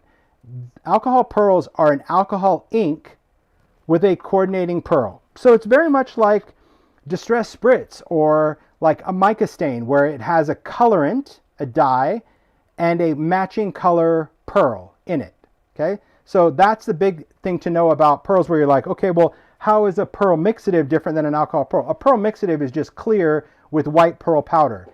Alcohol pearls are literally alcohol ink with a coordinating mica powder in the bottom. So these have to be shaken anytime you use them. And the colors are very cool. There's only 18 colors because you can use them by themselves, but they're really designed to work with the alcohol inks, okay? So when you use them, you have to shake them. So you can lay them on their sides. You can do, I mean, there's so many great colors and the color names are fun, enchanted, intrigue, radiant, sublime, alchemy. I mean, they're wild, wild colors. You know, they're just fun. If you're shaking these, because you have to shake a lot of them, you have to shake them for a while. Even though that mixing ball, it doesn't get stuck in the mud like with mixatives and alloys. You can hear it in there, but you see the bottom of that, you really have to get rid of all of that mica before you use it. Otherwise, it won't damage anything. It just, you won't be using pearl. Meaning, if you just opened one of these bottles right now, like this one, and you squeezed out purple, you're squeezing out purple alcohol ink because all your pearl is still down at the bottom. So you don't have to worry about this clogging like you would like a sprayer or something, okay? But you have to mix them up. The thing I'll always bring this in because this is just fun and a thing. I got this when I had surgery years back, but if you have trouble shaking anything, this is just a little bottle shaker. It has suction cups, you plug it in. It seems silly, but it's actually used for nail polish, so don't judge, but you can even put your sprayers on there. Comes with a little rubber tab, you strap it around the little bottle, and you turn it on. And like, it mixes up that color and that mica really quick. So if you're doing this, like I'll admit, if I'm gonna do pearls, I'll do this to all of my colors and keep them on their side. Then, because see, the pearl is already gone, then when I want to use it, I just have to give it a quick shake and it remixes. I don't have to like sit there and shake the snot out of every color. So that's just, doesn't take long if you're going to work with pearls. Just kind of create. Pretty cool, right? Just take that off, put on another one. And because this strap's like, really, if you had a bigger bottle, you can even put big spray bottles on there and shake spray bottles. Yeah, you can. I mean, it's a cool, like I said, sometimes you see stuff and you roll your eyes like, do I really need that? But maybe you don't. But man, when I'm getting my pearls out, yeah, I definitely did. I couldn't shake a bottle at all. Okay, I'm just gonna do this and then I'll do intrigue and then we'll go. Okay. Oh yeah, that vortex mixer, Patricia, that you bought it. Those are pricey, but I saw it. That's really cool. You like touch it and it like spins it. It's wild. That might be my upgrade because that is cool. You just like touch it and it does it. Pretty neat. Okay. So here's what you need to know about alcohol pearls. So if you're multitasking right now, if you're kind of half listening, that's okay, but go back and rewatch this part then, because it is the most important thing to remember about pearls. Because unfortunately, when pearls came out on the market, there were just people that didn't want to follow this one step because they thought maybe I was, trying to sell something. I don't know what it was, but hey Mario, can you do me a favor real quick? I burned through my Yupo, so can you just chop me up a couple pieces real quick? 3.5? 3.5, yeah. Just a couple. I just need to use it on the pearls. Okay. The thing to know about pearls is that they have a beautiful, luminous look because of that mica. But in order to use them, in order to get them to work, they must be used with blending solution. And thanks, Mario. And that is where people just were like, yeah, okay, he just wants to sell his magic elixir. It has something to do with the formulation of the ink and the type of pearl that's in here. So this isn't the same mica that would be in Distress Spritz or the same that would be in like a water base. This is a solvent-based mica that can actually function in this system, if you will. If you don't use blending solution, I'm going to show you the side by side so you can make the decision yourself. Your results will be less than stellar. They'll actually, thanks Mario, I'm good. They'll actually be pretty gross. So let's go and do, I like how we're ending with pearl because it's kind of like how we started. So we're going to take 2 pieces of Yupo. We'll have one here. I switched to Yupo heavy because I burned through a pack. That's the thing. If you're getting your surfaces, you'll go through them pretty quick. This is just taking a standard sheet and cutting it in half because these are 5 by 7. So if you slice it, then you just get 2 card fronts real easy. Okay, so just like before, we're going to have blending solution on this side, and we're going to put ISO on this side. So, but I'm going to use just the bottle of ISO. Okay, and we're going to do a pearl. I'll do intrigue. I've done it in other videos. It's just a color that shows up, but I'll play with other colors. Okay. Here we go. I've seen people in the chat already where they're like, yep, learn the hard way. And it was just a thing that I could not convince people of. The product is fine. It's just you weren't paying attention to how you use it. And I think sometimes as makers, we can get a little creative and the results are great. But in this case, not so good. So this is ISO and pearl. Okay, so I'll put 4 in there. Doesn't really matter how many drops. This is going to be blending solution and pearl. Okay, so right away, can you see how the ink reacted in the different solvents? Of course you could. This, it moved, it started sizzling. This was just like, here I am. This is going to flow beautifully. We're going to have shimmer, we're going to have ink, we're going to have whatever. This is not. This is going to clump into giant chunks of goo. Now you may love that. You may be like, this is what I'm looking for. I've been looking for a chunky ink my whole life and now I found it. You're good. ISO and pearl, that's what you have. It doesn't do this, which is flow and create this pearl. So if you use ISO with pearls, you will get chunks. So that's the thing. If you're going to use pearls, you need to stick with blending solution. Now there is an in-between, there is a gray, there is a way of like, well, can I use blending solution and then add a little ISO? Yes. So let's focus on this one where it's done right, because there's no saving this. Like if you went in and added blending solution now, could you break down these chunks? No, they will be forever chunk, okay? So that was really the thing. I mean, my gosh, we were taking a beating in the alcohol ink group where they're like, oh, it's garbage, he puts his name on anything. It wasn't. I'm like, it is the coolest product if you just followed the instructions to use it. And then I just gave up. I'm like, you know what? You do you. You can miss out on it because I think it's beautiful. So I'm going to put some more blending solution down, and now we're just going to add some colors. Let's make some pretty backgrounds. So now we're going to add a little bit of celestial. Let's add a little touch of villainous. That's in there. We can even throw in a little bit of alchemy. That's going to be gold, but I didn't shake that one up. So now I just got to go for it. Okay. A little alchemy in there. Ooh, beautiful. Okay. And we're going to take this one through stages. So it's going to do what the alcohol inks do, because remember, it is alcohol ink at its core. It just has a pearl in it. I'm going to add a little bit more purple because I'm not liking, or the pink. I'm going to add a little bit of sludge in there. Okay. So once you have stuff down, so in this case, I consider it down. Could I go in and add some ISO to this? Just added ISO. The answer? Mario? Oh, I didn't hear the question. Oh, Sorry, yes. Oh, sorry. The answer is yes. You can. It doesn't turn into chunk because the pearl has already been dissipated by the blending solution. However, if you keep going with ISO and then you try to add more ink into the ISO, it will chunk. Okay? So my advice is if you're sticking with pearls, try to use as much blending solution or ink as possible. So let's talk about how do we save this disaster. I'm going to add some blending solution, but now I'm going to also go in and add some alcohol ink because you can use the two together because after all, they are alcohol inks. They just have a pearl in them as well, like a bonus alcohol ink. So add some blue. Let's add a little bit of dandelion. Let's see what we got. Sorry, Mario, I caught you off guard, huh?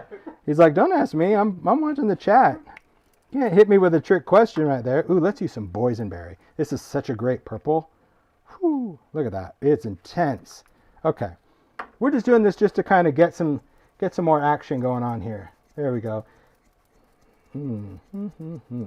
Okay, now while this is going, I'm throwing caution to the wind. I'm just going to put a bunch of different pearls in there. Ooh, that had a blue cap. See that? Anyone else do that? See? Blue and pink make purple. That's a wrong capper. So I'm just going to put in a coordinating pearl-ish into that area while this is wet. So that's another benefit to having these inks already shaken up because it's just a quick shakety shake and then you can drip it on versus starting over and shaking the bottle. Okay, now let's go and just manipulate these. A little bit of blending.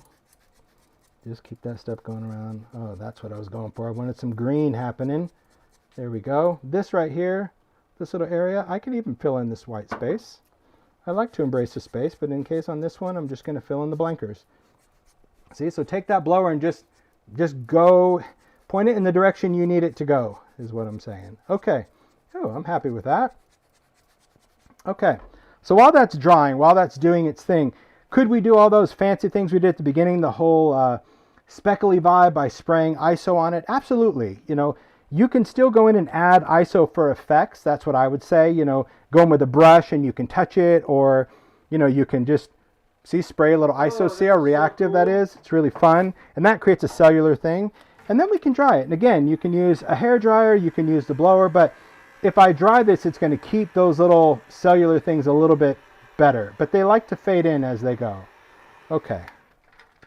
Pretty crazy, pretty wild, pretty fun. Okay. That was so fun. It was fun to see, huh? Yeah. Now we're going to pick this up, and I'm sure the bottom is probably going to look beautiful, because it tends to. Yeah, not, well, I wouldn't say beautiful. It's okay. So this is still drying, but I want you to start seeing, like, you can tell where it's dry. See that blue and that yellow and that pink? But you're going to get this really beautiful sheen, this pearly sheen to the finish. That's what alcohol pearl does. It just provides like that luminous, almost wispy effect to it, but you can keep working it. That's the beauty. Could you stamp over this? Yes. Could you then swipe and drag it? Yes. You can really do whatever you wanted to do with the background. We can even spray it again. I mean, Mario loved that whole ISO thing, but we can do that again. And you can spray it in areas too. I'm going to actually give it a good hit of ISO, because ISO will also blend without you even touching it. And this is where you start getting into doing just some, this is where my experimental side gets the best of me, and I destroy things, and I don't care. So here I'm going to spray more ISO because I'm going to make a print. This could be a hot mess, and it might not. But you don't know what you don't know, and it's paper and ink, people. You got to enjoy it. But if you really love something, then leave it. But if you're like, like I was just, I'm doing a print. And it might be, But you know, what we've learned with alcohol ink is that, oh yeah, that's what I'm wanting, is you're getting two totally different effects. I mean, this is kind of like underwater sea urchin thing, but I love that I kept the intensity here, and I got this background. I consider that a winner. So I'm just going to take a hairdryer, but you could use a heat tool if you wanted to. I'm just going to dry it. Now, because I use so much ISO, I'm going to show you the little chunkies that I got. In this case, I'm going to call it mixed media. But I will say, the chunk factor of this, it's not as bad as the first part, but you're going to see up here in the pink because I sprayed so much ISO because I can't spray blending solution. I got a little chunk action. I'm okay with that. Oh, but look at that. See, there's my chunk. I don't mind. But look at that pearl. See that? Isn't that so cool? I love that. I don't mind that at all. Because, again, if you're die cutting or whatever, ooh, that's good.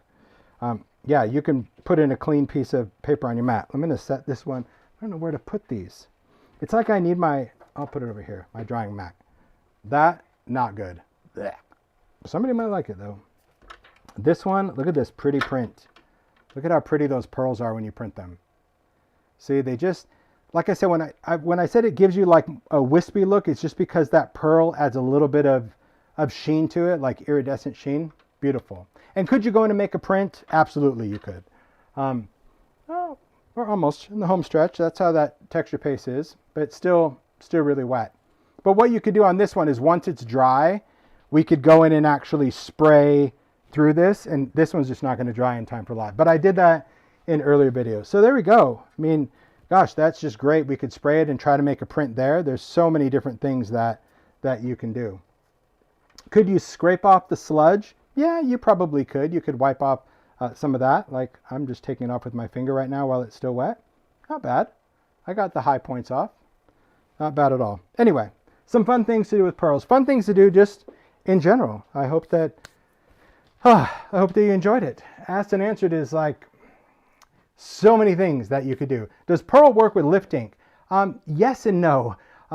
Alcohol lift ink is really designed to lift alcohol ink. That's in the name. So it has trouble lifting a pigment off of it, which the pearls have mica, that's pigment. Same with alloy and mixative. However, you can do it. It just takes multiple lifts, meaning, and Vicki Evans did a cool thing with mixatives once. I think it was mixatives. But you could, if you had a stamp tool especially, you would stamp it in lift ink, lift it, but leave it in your stamp tool, and then clean your stamp, put another fresh batch of lift ink, stamp it, lift it again, and it will lift through that pigment. It just takes longer than just the ink. So you can, but it takes more steps than what I just showed you. You have to, sometimes you're luck out the first time, but usually not. So, but I hope you guys enjoyed it. Thanks, Pete. Thanks, Kathy. The most important thing really about these asked and answered, it is fun. I could demo for hours. That's just what I do. Because I wanted these asked and answers to be 2 hours, but I already see like I shot that one. But I think what's really important to remember is just to play. I see Tiffany said pearls on vellum is magic, and you're absolutely right. Pearls on vellum and translucent, because it's a more of a toothy substrate, they dance. They're so much fun. It's just about finding that opportunity to play, because especially with this medium, the only way to get respect for this medium is to play, and to get over your fear of this medium is to play, because you can definitely do it. Someone said, don't forget the stencil. The stencil's here, but I'm not sure if it's dry or not, but I'll lift it off just so you can see. Oh yeah, this one's pretty good. It's dry. Thanks for reminding me. Look at this one. Look how beautiful that is. That's a print. Cool, right? So much fun. I mean, and there's enough ink left on this stencil that I would spray it with alcohol again and make a print. Crazy. Just think that, I don't even know where the first one is. But anyway, what I was saying is, play with anything that you have. And as you want to learn, there is like all of these asked and answered. I like to do it because I want to connect with you. I want to be able to answer a question that you specifically have, you know, like, does it work on this, or can you use this? And I try to cover those questions that maybe in a demo I kind of gloss over, because I just think like, here's what you really do with the ink. And that's the important thing. But as chaotic as these asked and answers are to some people, because with the good comments, we've also got the not so good comments where it's like, you know, you need to have an agenda and a schedule, and well, that's not going to happen for this. But do know that these asked and answered are hopefully designed to kind of to get your mind sparked, to be like, okay, I'm going to get over the fear and I'm just going to try it. But there are videos on my YouTube channel and YouTube in general. If you just type alcohol ink, you will see so many different talented people sharing skills and tips and tricks for how to use a medium. And that goes for alcohol ink, distress, oxide, sprays, any of that stuff. So the whole point of this series for Asked and Answered is to maybe get those questions answered that maybe I wouldn't cover in the video, but also to spark that creative mind to be like, gosh, he's just winging it, because you can. That's the whole idea. The best part of this creative industry and the room or the closet or the storage cart of art supplies is to use them. So when you're like, well, how long does it last? It shouldn't last you very long, because you should be using it. I think that to me is the most important thing of creating with it. Get away from that fear. Get over yourself as far as how intimidated you are by an art medium, because I think that when you learn to play, you'll get over that fear really quick. And the only way to do it is by doing. So yeah, I hope you guys enjoyed it. Thanks, Mario. Thanks for the stuff I threw in this live. There were inks rolling, like open bottle of ink. I dropped the orange. It flew everywhere. The brayer that went down, the blocks. Oh, thanks, Steph. You couldn't find it? We'll find the brayer. Sure, we'll find it it's good. I think it is important to have a good time and play with the stuff that you have, because that is the best. Playing is the best. And you can always go back and rewatch this. Like, once you try it yourself and you're like, that didn't work. What did I miss? You go back and you see it. Yeah. And I heard you laughing in the background. It was good fun. Me today. It's just how it is. I love alcohol inks. Like many of you, I don't use them as often as I should, because that was the other thing that I saw when I posted it, where people are like, I have them and I've used them, but gosh, it's been a while since I have used them. And I hope that it kind of breaks that down of just getting stuff out. Nikki, I rewatch all the time.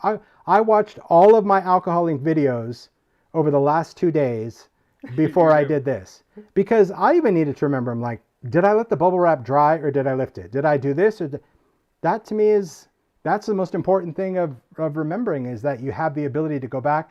And while I don't really timestamp the Asked and Answered, I try to capture them on the blog, where if you go to timholtz.com and you type in Asked and Answered, you'll see the previous 2 that we have.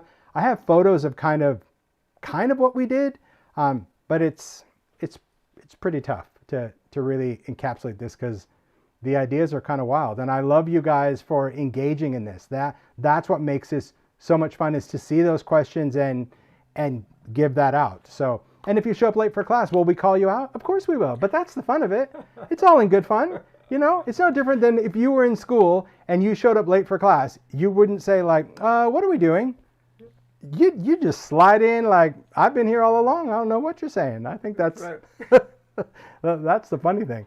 So, all right. I hope we covered everything. Thank you guys so much. I do appreciate it. It's been good fun. And thank you, Mario, because the chat, what you don't see when I'm demoing is like, his hand will come over and he'll point to your questions, and that's how I see them, because I tend to get lost in the creative fun of it all. I think really, that's... You do a lot of stuff for one person.